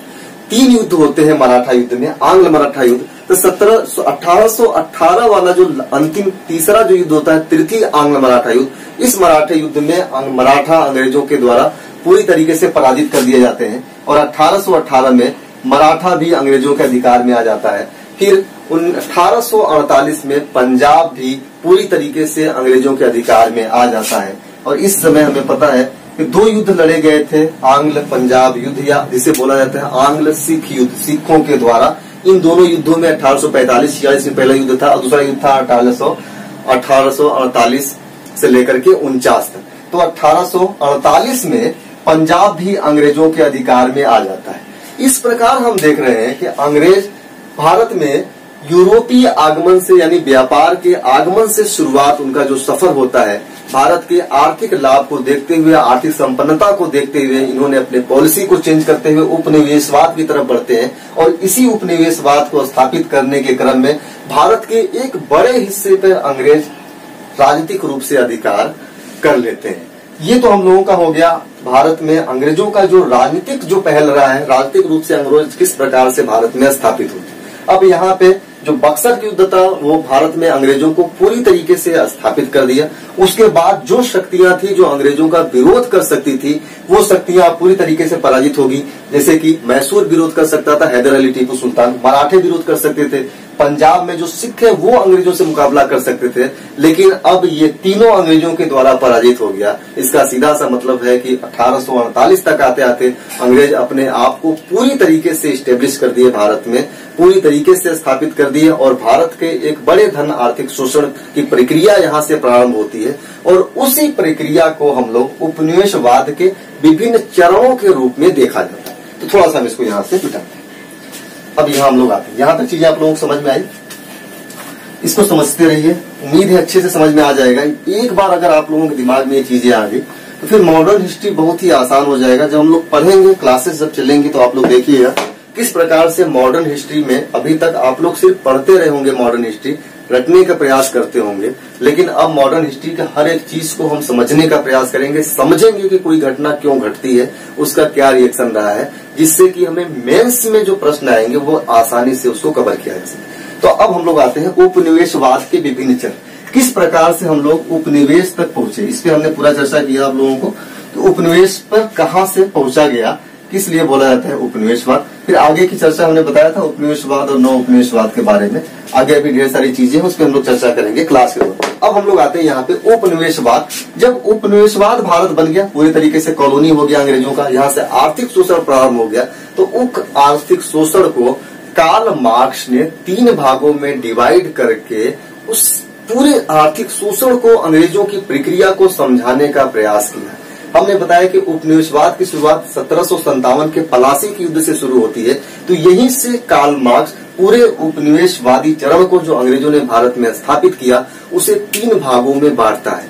कार्ल मार्क्स के बारे में जानिए कि वो हमेशा से ही साम्राज्यवाद और उपनिवेशवाद का घोर विरोधी रहा है, और कार्ल मार्क्स पूरे इतिहास के खंड को आर्थिक रूप से देखने का प्रयास करता है, जो वर्तमान में कार्ल मार्क्स की भूमिका की जो रिलेवेंसी है उसे बहुत ज्यादा बढ़ा दिया है। आज पूरी दुनिया के जो हमारे संबंध देखे जा रहे हैं, अब वो कूटनीतिक संबंध के बजाय आर्थिक संबंधों पे अटैच होके हैं, जुड़ चुके हैं। तो किसी देश से जब हम संबंध पढ़ते हैं, रिलेशन पढ़ते हैं, तो वहां पे आर्थिक संबंध हावी होते जा रहे हैं। और इस आर्थिक संबंधों पे जोर बहुत पहले, आज से 300-400 साल पहले कार्ल मार्क्स ने किया था। तो कार्ल मार्क्स ने उसी समय अंग्रेजों की जो आर्थिक लूट थी, उस लूट को 3 भागों में बांटा। हमने क्या बताया, उपनिवेशवाद का मुख्य उद्देश्य ही होता है किसी भी देश का आर्थिक लूट या आर्थिक शोषण, या फिर से बोल दीजिए आर्थिक लूट। और इस आर्थिक लूट को जो कार्ल मार्क्स था वो 3 भागों में डिवाइड करता है, 3 अलग अलग भागों में डिवाइड करता है। ये जो भाग डिवाइड किए गए हैं उसको समझने का प्रयास करें, किस प्रकार से अंग्रेजों ने आर्थिक लूट को अपने देश के लिए, अपने फायदे के लिए भारत में आर्थिक लूट के स्वरूप को बदलते चले गए, उसके नेचर को किस प्रकार से वो चेंज करते चले गए। 1757 से 1813 तक का पहला चरण मानता है कार्ल मार्क्स। ये पहला चरण था अंग्रेजों का, और इस चरण में अंग्रेजों के जो आर्थिक लूट है उसको कार्ल मार्क्स बोलता है ये वाणिज्यिक चरण था। कौन सा चरण था? वाणिज्यिक चरण था, मर्केंटाइल एज, वाणिज्यिक चरण। तो ये जो वाणिज्यिक चरण था, अब इसमें क्या होता है थोड़ा सा समझते रहिए। तो वाणिज्यिक चरण में होता है क्या, हमने क्या बताया था, जब यूरोपीय कंपनियों का आगमन होता है तो उनका उद्देश्य क्या होता है, भारत से मसाले लेकर के जाने, कच्चा माल लेकर के जाना उनका उद्देश्य था कि यहाँ आए हैं, कुछ हम पैसा देंगे, सोना देंगे, उसके बदले में कुछ कच्चे माल लेकर के अपने देश में चले जाएंगे। तो यह चरण यही था कि जब उपनिवेशवाद स्थापित हो जाता है तो 1757 से पहले यह यहाँ पे कुछ चीजें खरीदने के लिए सोना देते थे, पैसे देते थे, लेकिन जब उपनिवेशवाद यानी देश पे कंट्रोल स्थापित कर लेते हैं तो अब ये यहाँ से खरीदने के लिए कोई पैसा नहीं देते हैं, बल्कि यहीं के पैसे से यहीं का सामान खरीद करके भेज देते थे। कहाँ? ब्रिटेन में भेज देते थे। तो इस चरण में होता क्या था, इस चरण में यहाँ से कच्चा माल, ये भारत से कच्चा माल भेजते थे, कहाँ पे? ब्रिटेन जाता था। फिर ब्रिटेन के फैक्ट्रियों में इस कच्चे माल का उत्पादन किया जाता था, और ये जो उत्पादन होता था, ये उत्पादन पुनः आ जाता था कहाँ पे? भारत में। यह उत्पादन पुनः आ जाता था, यानी हमारे कच्चे माल को ब्रिटेन में ले जाया जाता था, ब्रिटेन में माल का उत्पाद तैयार किया जाता था, प्रोडक्ट तैयार किया जाता था, और उस प्रोडक्ट को वापस लिया करके हमें ही बेच दिया जाता था। इसलिए इसे बोला गया वाणिज्यिक चरण के रूप में इसे बोला गया, यह वाणिज्यिक चरण है। फिर दूसरा चरण आता है 1813 से 1861 का चरण, जिसे औद्योगिक चरण बोलता है कार्ल मार्क्स। फिर दूसरे चरण की शुरुआत होती है 1813 से 1861 तक की चरण, जिसे कार्ल मार्क्स औद्योगिक चरण बोलता है, औद्योगिक चरण। इस चरण में क्या होता है, इस चरण में अंग्रेजों ने पहले चरण की जो प्रक्रिया थी उसको बदल दिया। यहाँ पे अंग्रेजों का मुख्य उद्देश्य हो गया कि भारत में जो उद्योग समृद्ध है, जो विश्व में अपना नाम स्थापित किए हुए, अपनी पहचान बनाए हुए हैं, तो अंग्रेजों ने उस उद्योग को नष्ट करने का प्लान किया कि भारत में ऐसे उद्योगों को समाप्त करके उसके स्थान पे उन्हीं चीजों के अंग्रेजी उद्योग या अंग्रेज ब्रिटेन में बने हुए सामानों को भारत में प्रसारित कर दिया जाए। जैसे कि यह चरण 1813 से 1861 का जो चरण था, भारत में विऔद्योगीकरण का चरण था, जिसे अंग्रेजों के द्वारा इंग्लैंड में औद्योगिकरण की प्रक्रिया प्रारंभ होती है। यानी इसी चरण में इंग्लैंड में औद्योगिकरण की प्रक्रिया तेजी से बढ़ती है, ताकि वहां पे उद्योग स्थापित हो चुके थे, वहां कच्चे माल ढेर सारे तैयार हो चुके थे, कच्चे माल से उत्पाद तैयार हो चुके थे। उन उत्पादों को भारत में लेके आना था, तो उसमें कई सारे ऐसे उत्पाद थे जो भारत के उत्पाद से अच्छे क्वालिटी में नहीं होते थे, बेहतर नहीं होते थे। तो अंग्रेजों ने औद्योगिक चरण में वैसे उद्योगों को, भारतीय उद्योगों को नष्ट करने का प्रयास किया। जैसे कि सूती वस्त्र उद्योग हो गया। भारत का जो सूती वस्त्र उद्योग था पूरी दुनिया में मशहूर था, एक अलग पहचान थी उसका। लेकिन यहाँ से अंग्रेज कपास ले जा करके जब ब्रिटेन में सूती वस्त्र उद्योग बनाते हैं, तो जब वो वस्त्र आता था तो ब्रिटेन के वस्त्र और भारतीय वस्त्र की क्वालिटी में बहुत ज्यादा अंतर होता था। लेकिन अंग्रेजों ने भारतीय सूती वस्त्र उद्योग को नष्ट करने के लिए यहाँ पे टैक्सेस प्रक्रिया लगाए, कस्टम्स ड्यूटी वगैरह इस प्रकार से लगा दिया गया कि भारतीय उत्पाद महंगा हो जाए और अंग्रेजी उत्पाद सस्ता हो जाए, जिससे खुद ब खुद भारतीय उद्योग स्वयं नष्ट हो जाएंगे। तो इस समय क्या होता था, औद्योगिकरण में भारतीय उद्योगों को नष्ट करने का प्रयास किया गया। तो कार्ल मार्क्स इस चरण को बोलता है कि यह भारतीय उद्योगों के विनाश का काल था। तो इस समय क्या किया गया, भारतीय उद्योगों को नष्ट कर दिया गया। तीसरा चरण प्रारंभ होता है 1861 से 1947 तक, यानी 1861 से 1947 तक का जो प्रक्रिया होता है उसे कार्ल मार्क्स बोलता है वित्तीय पूंजीवाद या वित्तीय पूंजीवादी चरण या वित्तीय पूंजीवाद की शुरुआत। यहाँ से शुरू होता है भारत में एक नए स्वरूप की, जिसे कार्ल मार्क्स ने वित्तीय पूंजीवाद के रूप में स्थापित किया। वित्तीय पूंजी ऐसी घटनाएं घटती हैं इस दौरान जिसे अंग्रेजों ने अपने आर्थिक लूट में वित्तीय पूंजीवाद को शामिल करना हो। वित्तीय पूंजीवाद में क्या होता है, यहाँ पे वित्तीय पूंजीवाद में एक चीज हम देखने में आती है कि अंग्रेज जैसे कि ब्रिटेन में कुछ ऐसे परिवर्तन देखे गए जो ब्रिटेन में उद्योग स्थापित करने को लेकर के जो बड़े बड़े उद्योगपति थी उन्हें इनपुट ज्यादा डालना होता था और आउटपुट की प्राप्ति कम होती थी। ऐसे कंडीशंस वहां पे कुछ डेवलप हो गए थे। अभी हम बात करेंगे कौन से कंडीशन थे। तो उन्हें लगा कि यदि भारत में हम वही इनपुट डालते हैं तो उससे आउटपुट हमें ब्रिटेन के मुकाबले 1.5 से 2 गुना ज्यादा आउटपुट होगा। समझिए, इसको इस तरीके से समझते हैं कि इस समय कि कुछ ऐसी घटनाएं थी, अभी हम चर्चा करेंगे, पहले इसको समझ लीजिए। इस समय कुछ ऐसी घटनाएं घटी थी ब्रिटेन में या विश्व के परिदृश्य में, जिससे ब्रिटेन में एक बड़ा बदलाव आता है। ब्रिटेन अब पूरी तरीके से जागरूक हो चुका था, ब्रिटेन बहुत राइज कर चुका था। तो वहां पे ऐसे बदलाव ने एक नकारात्मक प्रभाव यह डाला कि ब्रिटेन में कोई उद्योगपति उसे लगता था यदि हम 100 रुपया इनपुट डालते हैं, यानी 100 रुपया हम कच्चा माल में लगाते हैं, तो इससे जो उत्पाद की प्राप्ति होगी उस उत्पाद की कीमत मात्र 150 रुपए होगी। ठीक, उसी इनपुट को अगर यही उद्योगपति भारत में लगाता है 100 रुपया, तो इससे जो उत्पाद की प्राप्ति होगी वो उत्पाद की प्राप्ति सीधे सीधे 200 से 250 रुपए तक की होगी। तो ब्रिटेन का जो उद्योगपति था उसे लगा कि अब ब्रिटेन में निवेश न करके यदि इस निवेश को हम भारत में निवेश कर दे तो हमें सीधे सीधे 2 गुना के आसपास, 1.5 से 2 गुना हमें लाभ की प्राप्ति हो जाएगी। तो इस चरण में 1861 से 1947 तक के वित्तीय पूंजीवाद की चरण में ब्रिटेन के उद्योगपतियों ने भारत में निवेश करना प्रारंभ किया। भारतीय निवेश प्रारंभ करने का मुख्य उद्देश्य क्या था, भारत में उन्हें अधिक से अधिक लाभ कमाना था। और ये जो 100 रुपया निवेश कर रहे थे ये वास्तव में ब्रिटेन का नहीं था, बल्कि भारत से जो लूट हो रही थी उसी पैसे को भारत में इन्वेस्ट किया जाता था। फिर हमारे ही पैसा हमारे ही ऊपर लगा करके फिर हमारे ही पैसे को ज्यादा पैसा इकट्ठा करके भेज दिया जाता था। कहाँ पे, ब्रिटेन में भेज दिया जाता था। तो ये तीनों प्रक्रिया उपनिवेशवाद के चरण के नाम से जाने जाते हैं कि ये 3 उपनिवेशवाद के चरण हैं। इन चरणों में हम लोग देखते हैं अंग्रेजों ने किस प्रकार से हमारा आर्थिक शोषण करने के लिए चरणों के विभिन्न प्रकार में अलग अलग समयों में अलग अलग स्वरूपों में वो चेंज करते हैं। इसके प्रभाव को भी हम लोग देखेंगे कि उपनिवेशवाद का जो प्रभाव पड़ा हमारे ऊपर, सामाजिक, आर्थिक, धार्मिक, कई प्रकार के उपनिवेशवाद के प्रभाव हमारे यहाँ पड़ते हैं। तो आर्थिक रूप से शोषण की प्रक्रिया प्रारंभ होती है उपनिवेशवाद के चरण से। इसी दौरान हम लोग देखेंगे कि भारत में जब एक चीज बताना भूल गए थे, यहाँ पे क्या चेंजिंग आता है वैश्विक परिवेश में, जिससे कि वित्तीय पूंजीवाद के चरण की प्रक्रिया प्रारंभ होती है। कहाँ पे, भारत में। तो हम लोग आ जाते हैं यहाँ, इसको हम थोड़ा सा हटा रहे हैं। समझ में आ रहा है आप लोगों को?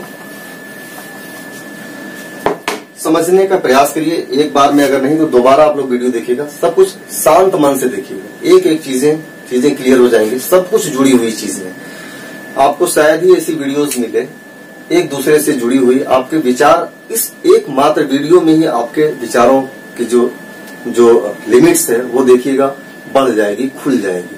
जो लिमिट्स है वो कम हो जाएगी। आपके जो लिमिट्स अनलिमिटेड में के रूप में बदलना शुरू हो जाएंगे। आपकी सोच इस वीडियो से ही डेवलप हो जाएगा कि मॉडर्न हिस्ट्री को इस तरीके से भी पढ़ा जाता है या मॉडर्न हिस्ट्री को इस तरीके से समझा जाता है। जो कि लोग मॉडर्न हिस्ट्री को टुकड़ों में बांट करके पढ़ते हैं। मॉडर्न हिस्ट्री टुकड़ों में बांट के पढ़ने वाली चीजें नहीं है। हर एक घटना का कुछ न कुछ इम्पैक्ट है। वो इम्पैक्ट तभी आप जान सकते हैं जब आपकी वो समझ हो और उस समझ को आप उस लेवल तक लेके जा सकते। हम लोग बता रहे थे कि ये जो चरण था 1861 के बाद वाला जो चरण शुरू होता है वित्तीय पूंजीवाद की चरण। इस चरण में हमने बताया कि अंग्रेज जो ब्रिटेन था वो काफी राइज कर चुका था। राइज मतलब वहां पे पुनर्जागरण की शुरुआत हो चुकी थी, लोग पढ़े लिखे थे, जागरूकता का स्तर इस चरण में ब्रिटेन में बहुत ज्यादा हो गया था। और वही जागरूकता जो कि औद्योगिकरण की प्रक्रिया प्रारंभ हो गई थी, नए नए वहां उद्योग, नए नए फैक्ट्रीज, फर्म स्थापित हो गए थे, मजदूरों की संख्या लगातार बढ़ रही थी। ये जो मजदूर थे इनके अंदर जागरूकता आ गई थी। अब वहां पे बात की जाने लगी मजदूर अधिकार की।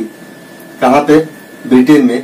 यहाँ पे मजदूरों के अधिकारों की बात की जाने लगी, इनके काम के घंटों की बात की जाने लगी, इनको जो है कि बीमा की बात की जाने लगी और इनको छुट्टी की बात की जाने लगी। अब यहाँ पे क्या था, जब ब्रिटेन में औद्योगिक क्रांति होती है, बड़े बड़े उद्योग स्थापित हो जाते हैं, ढेर सारे मजदूर होते हैं उसमें काम करने वाले फैक्ट्रियों में।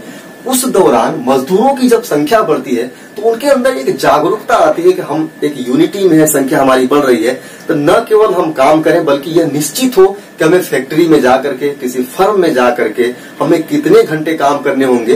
तो वहां पे काम का घंटा तय किया जाने लगा कि मैं 7 से लेकर के 10 घंटे तक काम हो।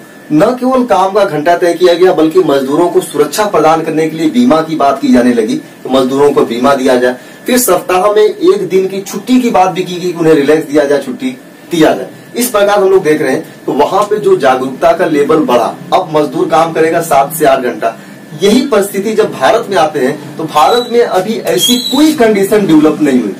भारत में अभी भी काम के घंटे तय नहीं थे, 23-23, 22-22 घंटे लगातार काम कराया जाता था, दासों की तरह बांध करके काम कराया जाता था। इनको बीमा की बात नहीं की गई थी मजदूरों को, भारत में न बीमा की बात थी, न ही छुट्टी दी जाती थी, न काम के घंटे तय होते थे। यानी यहाँ पे काम ज्यादा कराए जाते थे, सप्ताह में 7 दिन काम होता था। उसके अलावा कोई बीमा क्लेम नहीं होता था कि मजदूर मर जाता है, चोट लग जाता है तो उसे जो कंपनी है या कंपनी का मालिक है कुछ सुरक्षा राशि देगा, बीमा देगा। ऐसी कोई भी प्रक्रिया अभी भारत में प्रारंभ नहीं हुई थी। यही कारण था कि इस समय वित्तीय पूंजीवाद के चरण में अंग्रेजों ने भारत में निवेश करना प्रारंभ किया, क्योंकि यहाँ पे इनपुट 100 रुपया लगा करके वो 200 से 250 रुपया का इनकम कर सकते थे, ज्यादा काम ले सकते थे, छुट्टी नहीं देते थे, मजदूर की बीमा के भी टेंशन यहाँ पे नहीं था। तो इस प्रक्रिया ने भारत में वित्तीय पूंजीवाद के चरण का प्रारंभ किया। जब हम पूंजीवाद की बात करते हैं कि पूंजीवाद की जब शुरुआत होती है तो आप लोगों को पता है कि पूंजीवाद एक ऐसी प्रक्रिया है, कैपिटलिस्ट, जो बात करता है दुनिया के हर देश की अर्थव्यवस्था के ओपन होने का, खुले होने का। और पूंजीवाद का मुख्य उद्देश्य होता है बाजार की तलाश करना। तो यहाँ जब वित्तीय पूंजीवाद की शुरुआत होता है भारत में, तो यहीं से शुरू होता है ब्रिटेन के द्वारा भारत को एक बड़े बाजार के रूप में डेवलप करने के लिए। और बाजार के रूप में हम किसी देश को डेवलप तभी कर सकते हैं जब उस देश के लोगों के खान पान, रहन सहन, वेशभूषा और धर्म को अपने अकॉर्डिंग बदल सके। यानी बाजार प्राप्त करने के लिए यह जरूरी है कि किसी भी देश में जाए तो वहां पे उनका जो वेशभूषा है उसमें बदलाव कर सके, उनके रहन सहन में बदलाव कर सके, उनके शिक्षा में बदलाव कर सके, उनके धर्म में परिवर्तन किया जा सके, उनके संस्कृति को बदला जा सके। ये सारी चीजें जुड़ी हुई है, मार्केट से, बाजार से जुड़ा हुआ है।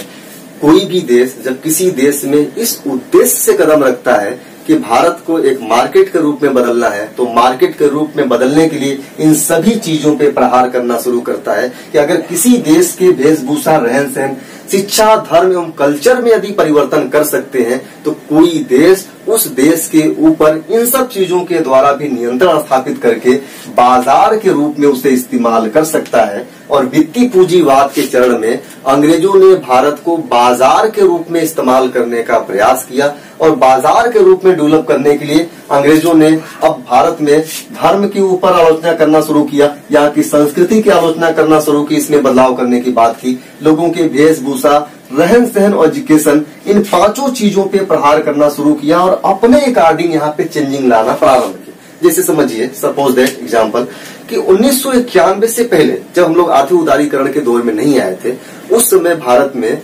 मैकडोनाल्ड का पिज्जा, बर्गर ये नहीं मिलता था। उससे पहले कहाँ मिलता था? वो यूरोपीय कंट्रियों में, अमेरिका में मिलता था। लेकिन 1991 में जब उदारवाद आता है, जब हम बाजार के रूप में अपने देश को खोल देते हैं, तो यूरोपीय कंपनियां जो मैकडोनाल्ड था वो भारत में मैकडोनाल्ड का स्टोर डालता है और बताता है कि आप मैकडोनाल्ड का पिज्जा खाइए, पूरी सब्जी खाने से बेहतर है कि मैकडोनाल्ड का पिज्जा लीजिए। अब पिज्जा लेने का मतलब क्या हो गया कि हमारा जो खान पान है, एक पॉइंट और जोड़िए यहाँ पे, हमारे खान पान में उसने क्या कर दिया, बदलाव कर दिया। इससे पहले 1991 से पहले जो हमारे यहाँ जो पहनने के जो ड्रेसेस थे वो सिंपल होते थे। 1991 के बाद कई सारी यूरोपीय कंपनियां आती हैं और मॉडर्न टाइप के ड्रेस लाते हैं, girls and boys, male female सभी लोगों के लिए, मैन वुमेन के लिए। तो उसके बाद हमारे यहाँ क्या चेंजिंग होता है, हमारे यहाँ वेशभूषा में भी परिवर्तन होता है। अगर खान पान में देखिए, खान पान में चेंजिंग क्या हुआ, अब मैकडोनाल्ड कहता है कि आप लोग सुबह सुबह उठ करके या जब भी आपको नाश्ता करने का मूड करे तो नाश्ता करने के लिए आप सब्जी रोटी या सब्जी पूरी का इस्तेमाल मत करिए, बल्कि हमारा पिज्जा खाइए। ये फास्ट फूड है, बनाने में भी समय नहीं लगेगा, टेस्ट भी लगेगा। तो अब हमने पिज्जा खाने की प्रक्रिया अपने अंदर डेवलप कर ली। जब तक हम यह प्रक्रिया अपने अंदर नहीं लाएंगे, अपने अंदर यह बदलाव नहीं लाएंगे, तब तक मैकडोनाल्ड का पिज्जा क्या बिकेगा, मैकडोनाल्ड क्या बाजार के रूप में हमारे यहाँ डेवलप कर सकता है, नहीं कर सकता है। मैकडोनाल्ड हमारे यहाँ बाजार के रूप में डेवलप करे, इसके लिए यह आवश्यक है कि भारत के लोग पिज्जा खाएं, अपने खान पान में चेंजिंग करें। रहन सहन की बात किया जाए तो रहन सहन में भी बहुत ज्यादा चेंजिंग हुआ हमारे यहाँ। जैसे कि आप लोग देखते हैं, अब तमाम तरीके के क्रीम्स वगैरह आ गए हैं, जो 1991 के बाद एक भरमार लगा नए नए क्रीमों का गोरा होने के लिए, क्योंकि भारत में लोग ज्यादातर काले हैं। यहाँ पे गोरे होने के लिए जब क्रीम लाया गया तो सभी काले लोगों की इच्छा हुई कि हम गोरे हो जाए, तो गोरे होने के लिए क्रीम का इस्तेमाल करना शुरू किए। तो हमारे जो लाइफ स्टाइल था, जो बचपन में आप लोग देखे होंगे, दादा दादी से सुने होंगे कि देसी घी मोम चेहरे पे लगाया जाता था, तेल लगाते थे लोग, इससे चमकते रहते थे, दमकते रहते थे। अब वहां पे आ गया हमारे यहाँ फेयर एंड लवली आ गया और दुनिया भर के क्रीम आ गए। तो हमारे जो रहन सहन का जो लेवल है, हमारा जो पहनावा है, आभूषण है, हमारी सोच को किस प्रकार से बदल करके भारत को मार्केट के रूप में बदल दिया जाता है, ये रहा आधुनिक रूप। जब उस समय हम बात करते हैं तो वहां पे अंग्रेजों ने 3 चीजों पे सबसे ज्यादा फोकस किया, शिक्षा, धर्म एवं संस्कृति के ऊपर फोकस किया। इसी दौरान अंग्रेजों ने धार्मिक प्रचार की प्रक्रिया प्रारंभ की। किस चरण में, वित्तीय पूंजीवाद के चरण के दौरान धार्मिक प्रचार की बातें शामिल आती है। अंग्रेज अपने धर्म को सर्वश्रेष्ठ धर्म बताते हुए, भारत में जितने भी धर्म थे उसे निकृष्ट धर्म बताते हुए लोगों को अपने धर्म में कन्वर्जन की बात की। अपने धर्म में कन्वर्जन का मतलब होता कि जिस धर्म में शामिल होते उसी धर्म के कल्चर को अडॉप्ट करते, और यही कल्चर हमें अंग्रेजी शिक्षा की तरफ मूव करती। जब ये सारी चीजें हम लोग यहाँ पे अंग्रेजी शिक्षा के तहत ढल जाते तो हमारा खान पीन का स्तर स्वतः ही उस अंग्रेजों की तरफ बदल जाता, जिससे अंग्रेज अपने देश में उत्पादित सामानों को आसानी से वित्तीय पूंजीवाद के रूप में, बाजार के रूप में हमारे यहाँ इस्तेमाल कर सकते थे। यहीं से शुरुआत होता है जब शिक्षा, धर्म, संस्कृति पर अंग्रेजों ने चेंजिंग करने का प्रयास किया, अपने आप को सर्वश्रेष्ठ दिखाने का प्रयास किया। तो भारत में इसी के प्रतिक्रिया स्वरूप सामाजिक एवं धार्मिक सुधार आंदोलन का प्रारंभ होता है। तो यहाँ से हम लोग क्या देखेंगे,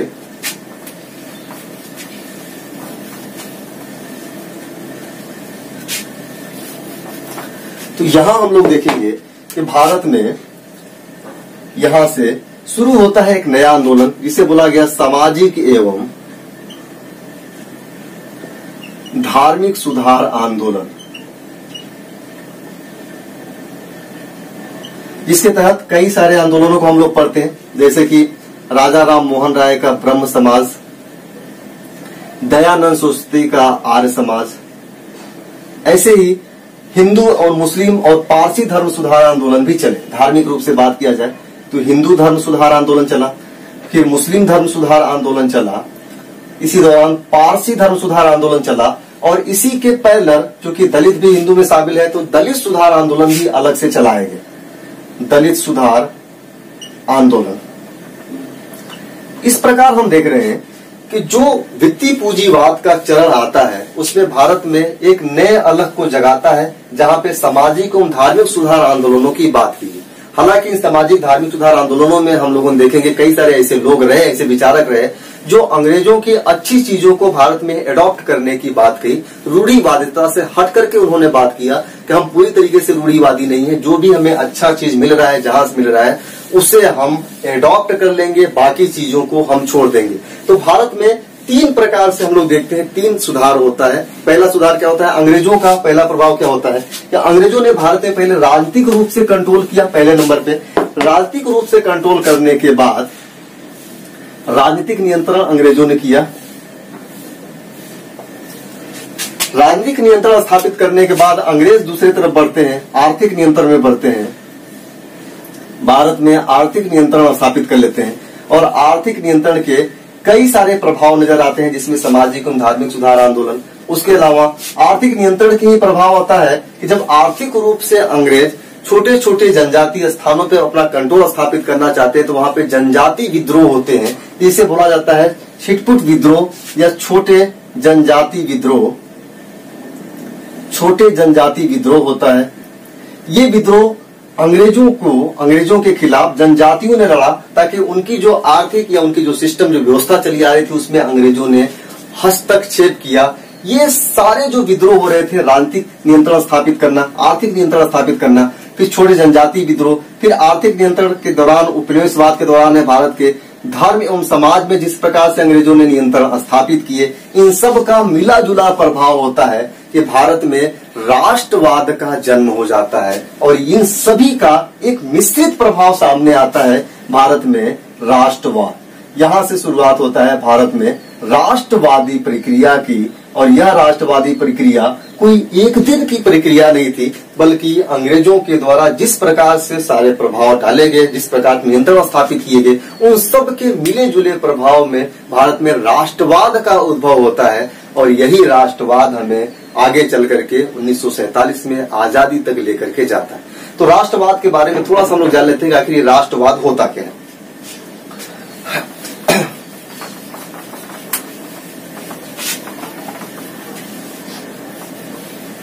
ये देखते हैं, जब हम राष्ट्रवाद की बात करते हैं तो राष्ट्रवाद की जो अवधारणा है वो सबसे पहले यूरोप में आती है। और यूरोपीय जो राष्ट्रवाद है वो वंश एवं धर्म से जुड़ा हुआ है, यानी नस्ल एवं धर्म से जुड़ा हुआ है। राष्ट्रवाद बोलता है कि एक क्षेत्र में रहने वाले एक ही वंश या धर्म के लोग। राष्ट्रवाद का सीधा सा मतलब होता है एक क्षेत्र में रहने वाले एक ही धर्म या वंश के लोग। जब एक ही धर्म और एक ही वंश की बात किया जाता है तो राष्ट्रवाद क्या बोलता है, एक झंडा होना चाहिए देश का, एक धर्म होना चाहिए। देश में क्या होगा, एक धर्म होना चाहिए, पूरे देश में एक ही संस्कृति होनी चाहिए। ये जो राष्ट्रवाद है कहां से आता है, यूरोप से आता है। लेकिन जब भारतीय राष्ट्रवाद की हम लोग बात करते हैं तो भारत में चूंकि मिली जुली संस्कृति है, प्राचीन काल से हम लोग देखेंगे भारत मिक्स संस्कृति का उदाहरण माना जाता रहा है और भारत में कई विभिन्न प्रकार के धर्म रहे हैं। तो भारतीय राष्ट्रवाद है यो यूरोपीय राष्ट्रवाद से पूरी तरीके से अलग है। यूरोपीय राष्ट्रवाद एक धर्म एक वंश, जैसे हम लोग देखते हैं स्लाविया, बोलिविया, ये सब जो सारे देश है, क्रोएशिया, ये सब क्या है, क्रोस लोग रहते थे, क्रोएशिया, स्लाव लोग रहते थे, स्लाविया हो गया। तो अलग अलग जो लोग थे, छोटे छोटे जो देश है यूरोप में, वो राष्ट्रवादी देश माने जाते हैं इस पर्पज से कि वहां पे एक ही धर्म के लोग या एक ही वंश के लोग वहां पे रह रहे हैं या एक ही प्रजाति के लोग रह रहे हैं। तीनों चीज शामिल करिए, वंश, धर्म या प्रजाति, स्लाव प्रजाति के लोग। यहाँ पे क्या होता है, एक धर्म एक वंश एक प्रजाति, एक ही प्रजाति के लोग रह रहे हैं। ये यूरोपीय राष्ट्रवाद यहाँ से डेवलप होता है। लेकिन जब भारत में राष्ट्रवाद डेवलप होता है तो भारतीय राष्ट्रवाद यहाँ पे एक धर्म नहीं था, यहाँ पे विभिन्न संस्कृति थे, यहाँ विभिन्न धर्म था, यहाँ विभिन्न संस्कृतियां थी और यहीं पे विभिन्न प्रजाति के लोग भी रहते थे। इस प्रकार हम लोग देख रहे हैं कि भारत में विभिन्न धर्म, विभिन्न संस्कृति और विभिन्न प्रजाति के लोग रह रहे हैं। तो भारतीय राष्ट्रवाद को बोला गया विभिन्नता में एकता का राष्ट्रवाद। हम लोग सुनते भी हैं, बोलते भी हैं कि भारत विविधता में एकता वाला देश है, क्योंकि हमारे राष्ट्रवाद की जो उत्पत्ति होती है, हमारा राष्ट्रवाद जिस आधार पे खड़ा होता है वह आधार है विविधता का आधार है। हम विविध होते हुए भी एक है, हम अलग अलग धर्मों के होते हुए भी अपने देश के प्रति, अपने क्षेत्र के प्रति एक जैसा विचार रखते हैं। इसलिए भारतीय राष्ट्रवाद विविधता में एकता का राष्ट्रवाद था, लेकिन इसके बावजूद भी भारतीय राष्ट्रवाद में कई सारे ऐसे ग्रुप्स पाए गए जो यूरोपीय राष्ट्रवाद के तर्ज पे भारत को डेवलप करना चाहते थे, भारत को विकास करना चाहते थे, और वही यूरोपीय राष्ट्रवाद के रूप में भारत का जो विकास की प्रक्रिया प्रारंभ होती है, उसी विकास की प्रक्रिया के प्रारंभ के दौरान ही भारत में संप्रदायवादी विचारधारा उद्भव होता है। यानी भारत में संप्रदायवादी विचारधारा उद्भव होने का मुख्य उद्देश्य क्या था कि उनके जो विचार था वह विचार भारत में यूरोपीय प्रकार के राष्ट्रवाद को डेवलप करना था, जबकि भारत में जो राष्ट्रवाद डेवलप हुआ था वो यूरोपीय प्रकार का राष्ट्रवाद नहीं था, बल्कि यह भारत का अपना स्वयं का राष्ट्रवाद था जो विविधता में एकता वाला राष्ट्रवाद था। यहाँ तक शुरू हुआ। तो भारत में राष्ट्रवाद की प्रक्रिया प्रारंभ होती है और उस राष्ट्रवाद को जो संस्थागत रूप दिया गया वह दिया गया 1885 में स्थापित होता है आईएनसी, इंडियन नेशनल कांग्रेस। तो यहाँ से हम लोग राष्ट्रवाद की प्रक्रिया जब प्रारंभ होती है, ये जो राष्ट्रवादी प्रक्रिया शुरू होती है, यह प्रक्रिया को संस्थागत रूप कौन देता है? 1885 में स्थापित होता है इंडियन नेशनल कांग्रेस। यहाँ से राष्ट्रवादी प्रक्रिया प्रारंभ होती है, या वास्तव में कहा जाए कि भारतीय राष्ट्रवाद को संस्थागत रूप दिया गया। हम देखेंगे इंडियन नेशनल कांग्रेस में विभिन्न धर्मों के लोगों का प्रतिनिधित्व था, विभिन्न क्षेत्रों के लोगों का प्रतिनिधित्व था, विभिन्न संस्कृति के लोगों का प्रतिनिधित्व था। इसलिए आईएनसी को माना जाता है कि ये सच्चे अर्थों में भारतीय राष्ट्रवाद को रिप्रेजेंट करता था, और यहाँ से भारत की एक नई पारी की शुरुआत होती है। इसी दौरान आईएनसी से जब आगे बढ़ते हैं 1905 में ये जो राष्ट्रवाद आता है, राष्ट्रवाद को दो भागों में डिवाइड करता है। एक जो राष्ट्रवादी विचारक थे वो उदारवादी राष्ट्रवादी विचारक थे, वो हिंसा का सहारा नहीं लेना चाहते थे, और 1905 में एक नई विचारधारा भी आती है, इसे बोला जाता है उग्रवादी विचारधारा।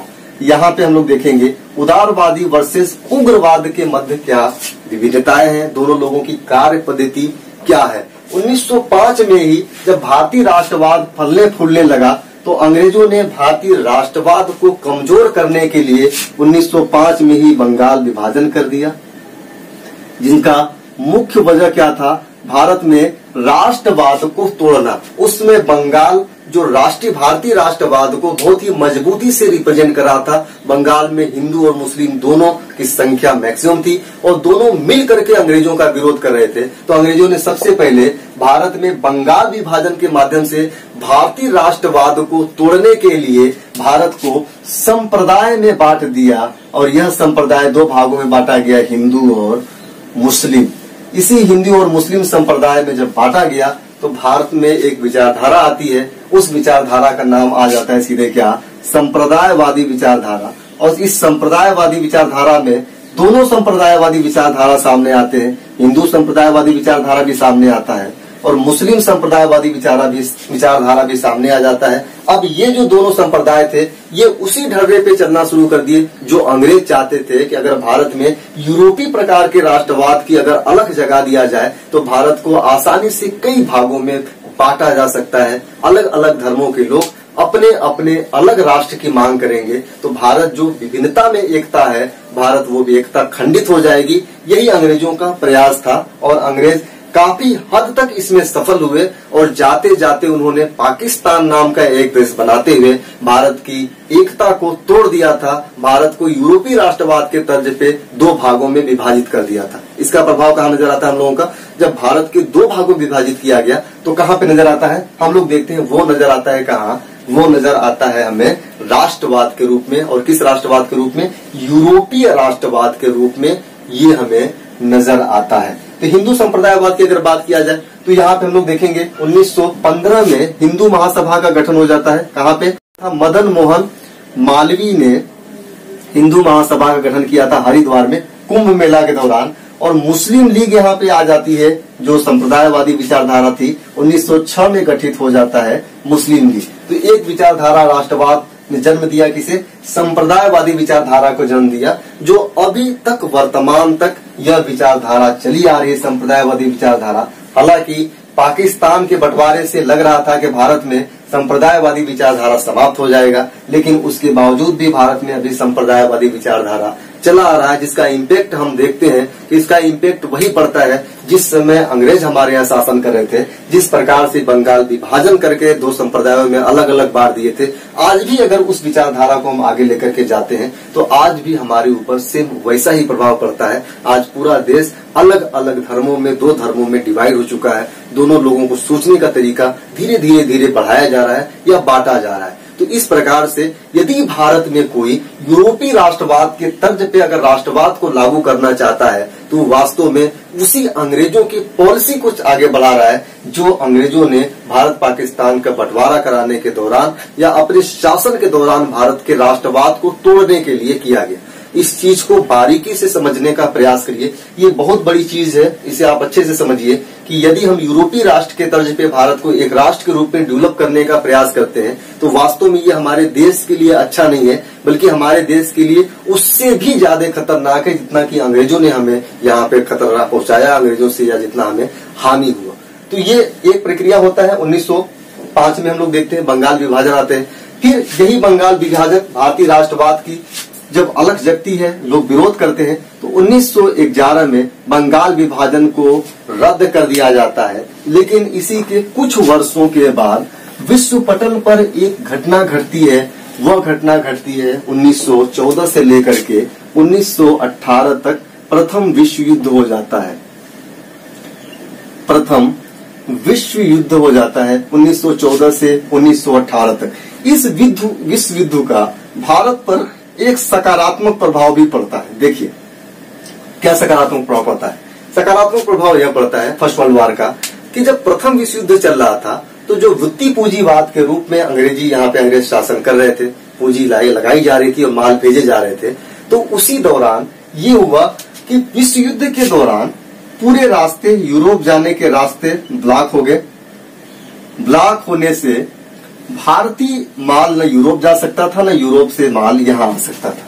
इसका फायदा यह हुआ कि भारत में जो अंग्रेजों ने उद्योग स्थापित किए थे, जिसमें निवेश उन्होंने किया था, उस निवेश को वह बेचना शुरू कर दिए भारतीयों के हाथ में। जो ठेके होते थे वो भारतीयों को देना प्रारंभ कर दिया गया, क्योंकि जो रास्ता बंद होने से यूरोप का सफर करना इससे मुश्किल था, हर समय युद्ध चल रहा था। तो इस दौरान सकारात्मक प्रभाव ये पड़ा कि अब भारतीय उद्योगपतियों का प्रवेश प्रारंभ होता है। कहाँ पे? वित्तीय पूंजीवाद में। यहाँ पे भारतीय उद्योगपतियों का प्रवेश होता है। भारतीय उद्योगों में बड़े बड़े टाटा, बिरला, इन सबों का नाम सुने होंगे आप लोग, बजाज, ये इसी समय के उद्योगपति है जब अंग्रेजों के द्वारा अपने उद्योग बेचे जाने लगे, ठेके दिए जाने लगे, संविदा किए जाने लगे। तो इन लोगों ने उस संविदा किया और भारत में उद्योग का एक प्रसार किया, यानी भारतीय उद्योग भी अब डेवलप होना प्रारंभ हो गए स्वतंत्र रूप से। इसका एक रीजन और था कि अंग्रेज ये चाह रहे थे कि यदि हम किसी संकट में हो, इनके सामने एक पहला संकट आ गया था, एक अनुभव इन्हें मिल गया था प्रथम विश्व युद्ध के बाद कि यदि हम संकट में होते हैं, कोई विश्व युद्ध होता है, कोई युद्ध होता है, तो उस कंडीशन में हमें भारतीय उद्योग को इतना डेवलप रखना चाहिए कि हमें संकट की स्थिति में ये उद्योग हमारे काम आ सके। और ठीक ऐसा ही इस समय होता है। युद्ध प्रारंभ होता है, रास्ता ब्लॉक होता है। जब भारतीय उद्योगपतियों का प्रवेश प्रारंभ होता है, भारतीय उद्योग का प्रसार होता है, नए नए भारतीय इंडस्ट्रियल उद्योग स्थापित होते हैं। इसी दौरान भारतीय उद्योगपतियों ने प्रथम विश्व युद्ध में खुल करके ब्रिटेन का साथ दिया। न केवल पैसे से साथ दिया, बल्कि कई प्रकार के साजो सामान, रसद, खाने पीने का सामान भी भारतीय उद्योगपतियों के द्वारा ब्रिटेन को दिया जा रहा था, यह सहयोग। इस वजह से अंग्रेजों ने भारतीय उद्योग के प्रसार की नीति अपनाई। इस दौरान भारतीय उद्योग के विकास की नीति अपनाई, इसलिए कि अगर अंग्रेज किसी संकट में पड़ते हैं तो भारतीय उद्योग अंग्रेजों को उस संकट से उबार सके। इसका हम कई सारे रीजन देखेंगे, आगे भी जब पढ़ेंगे तो हम लोग देखेंगे कई सारी ऐसी घटनाएं होती हैं जहां पे भारतीयों ने खुल करके अंग्रेजों का पैसा दिया, अंग्रेजों का भरपूर साथ दिया। तो 1914 से 18 तक विश्व युद्ध चलता है। इसी दौरान, इसी विश्व युद्ध के दौरान ही जब भारत में भारतीय उद्योगपतियों का प्रसार हो रहा था, इसी दौरान भारत में कुछ ऐसे आंदोलन भी चले जो स्वशासन की मांग कर रहे थे। यहाँ स्वशासन से मतलब यह नहीं था कि अंग्रेज भारत छोड़ करके चले जाए, बल्कि उनका मतलब यह था कि भारतीयों को भी शासन में भागीदारी दिया जाए, वो अपना शासन खुद चलाए। तो इसी समय एक आंदोलन शुरू होता है, होम रूल लीग आंदोलन की प्रक्रिया प्रारंभ होती है। इसी दौरान इसे बोलते हैं हम लोग होम रूल लीग आंदोलन। होम रूल लीग आंदोलन 1916 में होता है। दो लोगों ने प्रारंभ किया था, तिलक ने और एनी बेसेंट ने। और इस आंदोलन के चलने का प्रभाव ये रहा कि 1917 में इनकी शर्तों को मान लिया गया और मॉन्टेस्क्यू चम्सफोर्ड सुधार लाए गए, जिसमें स्वशासन की बात की गई कि भारतीयों को भी स्वशासन में धीरे धीरे भागीदारी प्रदान किया जाएगा। इसी दौरान भारत में एक और घटना घटती है जो बड़ी घटना होती है, जलियांवाला बाग हत्याकांड हो जाता है। जलियांवाला बाग हत्याकांड 1919 में होता है और इसी दौरान भारत में महात्मा गांधी जी का प्रवेश भी हो चुका था। महात्मा गांधी जी ने भी भारतीय राजनीति में प्रवेश कर लिया था। 1919 के बाद से महात्मा गांधी जी भारतीय राजनीति में सक्रिय रहे। हालांकि 1915 में गांधी जी भारत में आ जाते हैं, लेकिन भारत के बड़े मूवमेंट में सक्रिय नहीं रहे, बल्कि भारत की परिस्थितियों को भांपते रहे, जांचते रहे। कुछ छोटे मोटे आंदोलनों में उन्होंने भाग लिया, लेकिन बड़े स्तर पे जब गांधी की शुरुआत होती है तो 1919 के बाद से गांधी जी प्रवेश करते हैं भारतीय राजनीति में एक बड़े लेवल पर। तो इसी के बाद 1919 के बाद के काल को आधुनिक भारत के गांधीवादी युग कहा जाता है, क्योंकि इस समय गांधी सबसे प्रभावशाली नेता के रूप में बन के आते हैं। इनके पास सबसे ज्यादा जनाधार था। इन्होंने कई सारे मूवमेंट किए जो भारत में आजादी में महत्वपूर्ण भूमिका निभाती थी। यही रीजन था कि आजादी के बाद महात्मा गांधी को राष्ट्रपिता के रूप में मान्यता दिया गया, संबोधित किया गया। हालांकि आजादी के दौरान ही इन्हें राष्ट्रपिता के रूप में सुभाष चंद्र बोस ने संबोधित कर दिया था। तो हम लोग देखते हैं यहाँ से शुरुआत होता है क्या, गांधी युग का शुरुआत होता है। आप इसे अच्छे से समझ पा रहे होंगे, हमें उम्मीद है। तो यहाँ से शुरू होता है गांधीवादी युग। वीडियो थोड़ा लंबा है, लेकिन आप लोग इसे अच्छे से समझिए। एक वीडियो में ही समझेंगे, तभी जाकर के पूरे मॉडर्न हिस्ट्री को एनालिसिस कर सकते हैं। यहाँ से शुरू होता है गांधीवादी युग। कहाँ से? 1919 से लेकर के 1942 तक के एज को गांधीवादी युग बोला जाता है। हालांकि हमने बताया कि गांधी जी 1915 में ही प्रवेश कर चुके थे, लेकिन शुरुआत करते हैं सबसे बड़े आंदोलन के रूप में। तो पहला आंदोलन होता है 1920 में गांधी जी ने पहला आंदोलन चलाया, जिसे बोला गया असहयोग आंदोलन। तो असहयोग आंदोलन गांधी जी ने किस परिप्रेक्ष्य में चलाया, क्या ऐसी कंडीशन थी असहयोग आंदोलन? असहयोग आंदोलन का हमारे भारतीय राजनीति पर या भारत के आधुनिक भारत में इसने क्या प्रभाव डाला, हमारे जो नेशनल मूवमेंट चल रहा था उस पे, इन सब चीजों का चर्चा हम लोग करेंगे।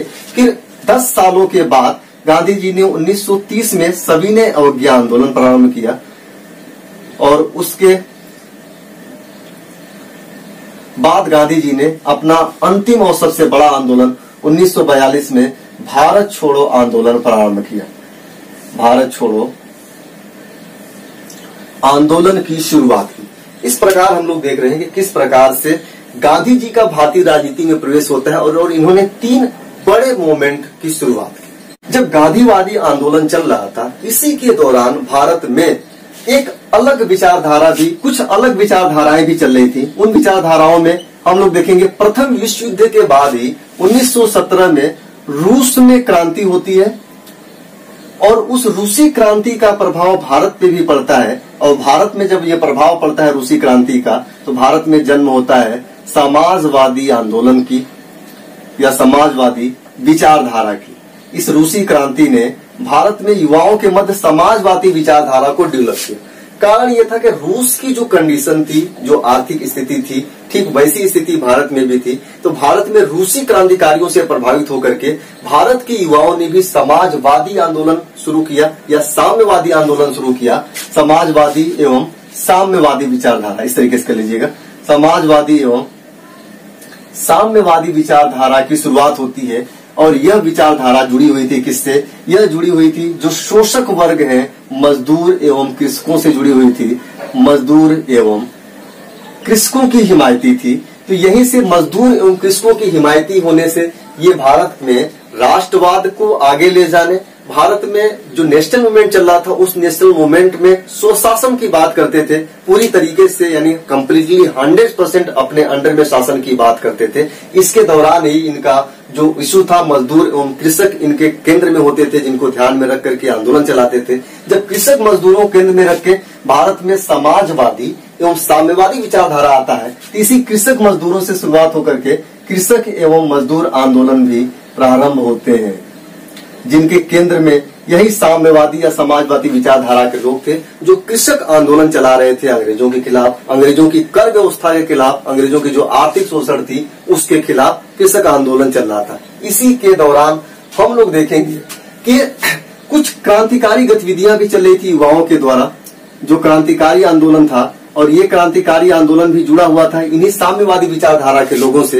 यानी ये जो विचारधारा थी 1917 में जो रूसी क्रांति होती है, जो कि वहां पे क्रांति के द्वारा समाजवादी व्यवस्था स्थापित किया गया था, इस विचारधारा के लोगों ने भी क्रांतिकारी आंदोलन प्रारंभ किया। और भारत में जो क्रांतिकारी आंदोलन की शुरुआत होती है वह 3 चरणों में बांट दिया जाता है। तीनों चरणों का जो नेचर होता है वो अलग अलग होता है। तो हम लोग देख लेते हैं तीनों चरण कौन कौन से हैं, उनके क्या नेचर है। जब हम लोग क्रांतिकारी आंदोलन की बात करते हैं तो भारत में चल रहा था जो क्रांतिकारी आंदोलन, ये जो क्रांतिकारी आंदोलन चलता है पहले तो होता है 1905 से शुरू होता है भारत में क्रांतिकारी आंदोलन और 1920 तक ये चलता है। इस समय की क्रांतिकारी आंदोलन की यह खूबी थी कि ये जो क्रांतिकारी आंदोलन थी इनकी कोई विचार नहीं था, कोई विचारधारा नहीं था, ये कोई विचारधारा नहीं था। ये ऐसे लोग थे जो भावनात्मक रूप से बहुत ही कमजोर थे और देश के लिए भावनाओं के द्वारा, यानी भावनाएं इतने ज्यादा कमजोर थे, ये भावना तो इमोशन बहुत ज्यादा हो जाते थे और देश के लिए मर मिटने के लिए ये बम और पिस्टल का सहारा लिए। यानी इसी दौरान हम लोग देखेंगे कई सारे ऐसे छोटे, जैसे कि खुदीराम बोस बहुत ही कम उम्र में जिन्होंने बम और पिस्टल के सीधे सीधे जाकर गोली मारने का प्रयास किया। इनके पास कोई आइडियोलॉजी नहीं था कि हम बम पिस्टल मार क्यों रहे हैं, बस ये चाहते थे ये कि किसी भी तरीके से अंग्रेजों को ज्यादा से ज्यादा नुकसान पहुंचाया जाए। ये इमोशनल थे, यानी भावनात्मक रूप थे, इनके समझ की कमी थी और यह समझ की कमी की वजह से ये बम और पिस्टल का प्रयोग सीधे सीधे करते थे। इनके पास कोई विचार नहीं था, मानने का कोई कारण नहीं होता था। बस यही होता था कि अंग्रेज ने किसी भारतीय को सताया है, अंग्रेज हमारे भारत को लूट रहा है, बस ये विचार आते हुए उनके अंदर एक विद्वेष आता था, एक गुस्सा आता था। यंगरी यंगमैन होते थे पूरी तरीके से और जाकर के बम और पिस्टल से सीधे सीधे हमला करने का प्रयास करते थे। लेकिन 1917 के रूसी क्रांति ने भारत में युवाओं के पूरे विचार को ही बदल दिया। इसीलिए बोला जाता है कि रूसी क्रांति के केंद्र में था मार्क्स और मार्क्स ने भारतीय आजादी में या भारत के नेशनल मूवमेंट में एक महत्वपूर्ण भूमिका निभाता है और वह भूमिका होती है कि भारत में एक विचारधारा की शुरुआत होती है और वह विचारधारा आता है युवाओं में खासतौर से। एक शुरुआत होता है दूसरा आंदोलन 1924-25 से लेकर के 1934 तक चलता है क्रांतिकारी आंदोलन का दूसरा चरण। और यहाँ पे जो चरण था वह समाजवादी आंदोलन था। समाजवादी विचारधारा यहाँ पे आ चुकी थी और समाजवादी विचारधारा के तहत जितने भी युवा आंदोलन कर रहे थे वो भारत में आजादी के बाद समाजवादी व्यवस्था लाना चाहते थे। और इसी के दौरान इसी समाजवादी विचारधारा में भगत सिंह, राजदेव, सुखदेव, राजगुरु, ये सारे जो विचारक जो हमारे क्रांतिकारी आते हैं ये समाजवादी विचारधारा से प्रेरित थे। और यह समाजवादी विचारधारा किससे प्रेरित था? 1917 के रूसी क्रांति से। इसके बाद 1942 से लेकर के 1946 तक की विचारधारा चलती है जो पूरी तरीके से ब्रिटेन विरोधी विचारधारा थी। और यह विरोध इस स्तर पे किया जाता था कि ब्रिटेन कमजोर स्थिति में है तो उसका विरोध करके हमें ब्रिटेन या उनको बाहर कर देना चाहिए। तो शुरुआत तीसरे चरण की होती है 1942 से 1946 तक का क्रांतिकारी आंदोलन चलता है। इसी दौरान हम देख रहे हैं कि 1942 से 1946 के मध्य में ही द्वितीय विश्व युद्ध प्रारंभ हो जाता है। और द्वितीय विश्व युद्ध में ब्रिटेन द्वितीय विश्व युद्ध में जब फंसा हुआ था, ब्रिटेन की स्थिति कमजोर थी, भारत में कंट्रोल करने की स्थिति में ब्रिटेन कमजोर हो गया था, उसका पावर कमजोर हुआ।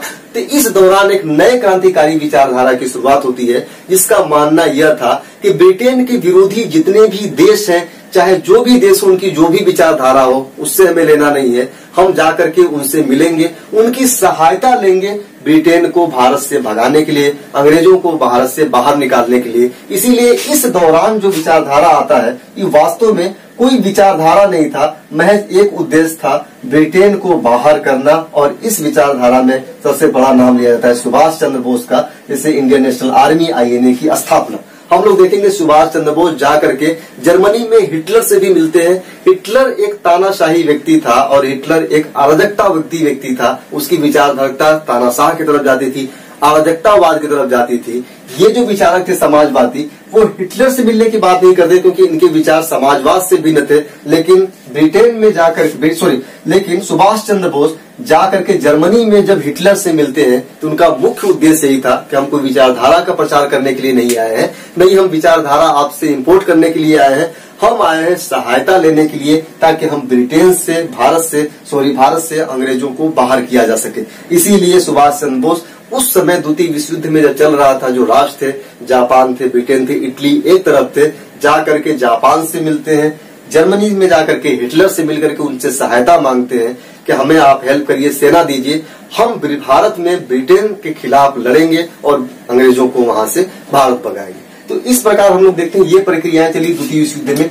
यही आंदोलन की परिणति रही दूसरी विश्व युद्ध में। कई सारी ऐसी घटनाएं घटी कि यहाँ से भारत की आजादी की जो प्रक्रिया थी वो तेज हो गई और कई सारे समझौते हुए, बेवेल एक्ट होता है, उसके बाद क्रिप्स मिशन आता है, उसके बाद जो है कि कई सारे मिशन आते हैं, जैसे कि कैबिनेट मिशन योजना आता है लास्ट में। फिर उसके बाद अलग प्रक्रिया शुरू होती है, संविधान निर्माण की प्रक्रिया शुरू होती है और 1947 में हमें आजाद कर दिया जाता है। यानी कि पूरे वेस्टर्न मूवमेंट को हम लोग देख रहे हैं कि 1757 के पलासी से शुरू करते हुए किस प्रकार से क्रमबद्ध रूप से हम लोग आजादी तक पहुंच जाते हैं। तो ये हम लोगों का पूरा एनालिसिस का एक समझ रहा है मॉडर्न हिस्ट्री में कि कैसे चीजें एक दूसरे से जुड़ी हुई हैं और किस प्रकार से परिस्थितियां बदलती गई और भारत के कंडीशन में जिस प्रकार से बदलाव आता चला गया, वही बदलाव हमें आजादी की तरफ लेकर के आई, जिसमें विभिन्न प्रकार के आंदोलन, विभिन्न प्रकार के नेताओं ने अपना महत्वपूर्ण भूमिका निभाई वहां पे। और विभिन्न प्रकार कि जो राष्ट्रवाद को डेवलप करने के लिए जो विचार थे वो भी धीरे धीरे सामने आए और लोगों में, भारतीय जनमानस में भारत के प्रति राष्ट्रवाद की अलग जगी और उस राष्ट्रवाद ने कई आंदोलनों, विरोधों, मारकाट से होते हुए हम आजादी तक पहुंच जाते हैं। इतना डिस्कशन करने के बाद सबसे लास्ट में हम लोग डिस्कशन करेंगे भारत के बंटवारे को लेकर के, क्या कि भारत का बंटवारा आवश्यक था या नहीं था। ये सबसे आखिरी में हम लोग डिस्कस करेंगे कि भारत का जो बंटवारा किया गया, क्या वो आवश्यक था या नहीं था, बंटवारे को टाला जा सकता था या नहीं टाला जा सकता था, उसके बाद बंटवारा किस प्रकार से होता है, उसकी अलग अलग घटनाओं की भी चर्चा हम लोग लास्ट में करेंगे, जो एग्जाम के पॉइंट ऑफ व्यू से भी इम्पोर्टेंट है, इंटरव्यू के पॉइंट ऑफ व्यू से भी इम्पोर्टेंट है। पूछा जा सकता है कि भारत में जो बंटवारा है उसे टाला जा सकता था या नहीं जा सकता था। धर्म के आधार पर जो बंटवारा होता है हिंदुस्तान और पाकिस्तान का, क्या यह बंटवारा सही था या नहीं था, इन सब चीजों पे भी हम लोग क्लास में डिस्कशन करेंगे। तो वीडियो थोड़ा सा लंबी इसलिए होगी कि हम लोगों ने पूरे मॉडर्न इंडिया को एक व्यू से, एक अच्छे क्रमबद्ध सीक्वेंस रूप से एनालिसिस कर लिया। अब हर एक विचार आप लोगों के दिमाग में पूरी तरीके से आ गया होगा कि मॉडर्न इंडिया क्या है और किस प्रकार से हम एक दूसरे को लिंक करते हुए पढ़े। हालांकि अभी तक आप लोग पढ़ते रहे होंगे तो सिर्फ पढ़ते रहे होंगे, चीजों को शायद समझ में नहीं आता रहा होगा या एक दूसरे को जोड़ नहीं पाते रहे होंगे, लेकिन अब आप लोगों को लग रहा होगा कि हम लोग कितना बेहतरीन तरीके से मॉडर्न इंडिया को कवर करने वाले। तो थोड़ा सा एक सूचना आप लोगों को ये देना है कि मॉडर्न इंडिया में अगर आप लोगों को एडमिशन लेना है तो आप लोगों को कुछ नहीं करना है, एक व्हाट्सएप नंबर हम बोल रहे हैं, उसी व्हाट्सएप नंबर पे आप लोगों को सिर्फ और सिर्फ एंट्री लिख करके भेज देना है। तो व्हाट्सएप नंबर लिखिए, फिर उसके बाद वहां पे आपको मैसेज मिल जाएगा, पूरी डिटेल प्रक्रिया मिल जाएगी, कैसे एडमिशन होगा, कब से वीडियोज वगैरह मिलेंगे, सब कुछ बता दिया जाएगा। तो व्हाट्सएप नंबर है 9695, यहाँ पे हम लिख दे रहे हैं, व्हाट्सएप नंबर है 9695268268 201। यहाँ पे आप लोगों को क्या लिखना है? लिखना है सिर्फ एंट्री लिख करके यहाँ पे भेज देना है। फिर यहाँ पे आपको सारी प्रक्रिया मैसेज के थ्रू आप लोगों को मिल जाएगा। ठीक है, तो हम लोग मिलते हैं फिर नेक्स्ट वीडियो में। तब तक के लिए शुक्रिया।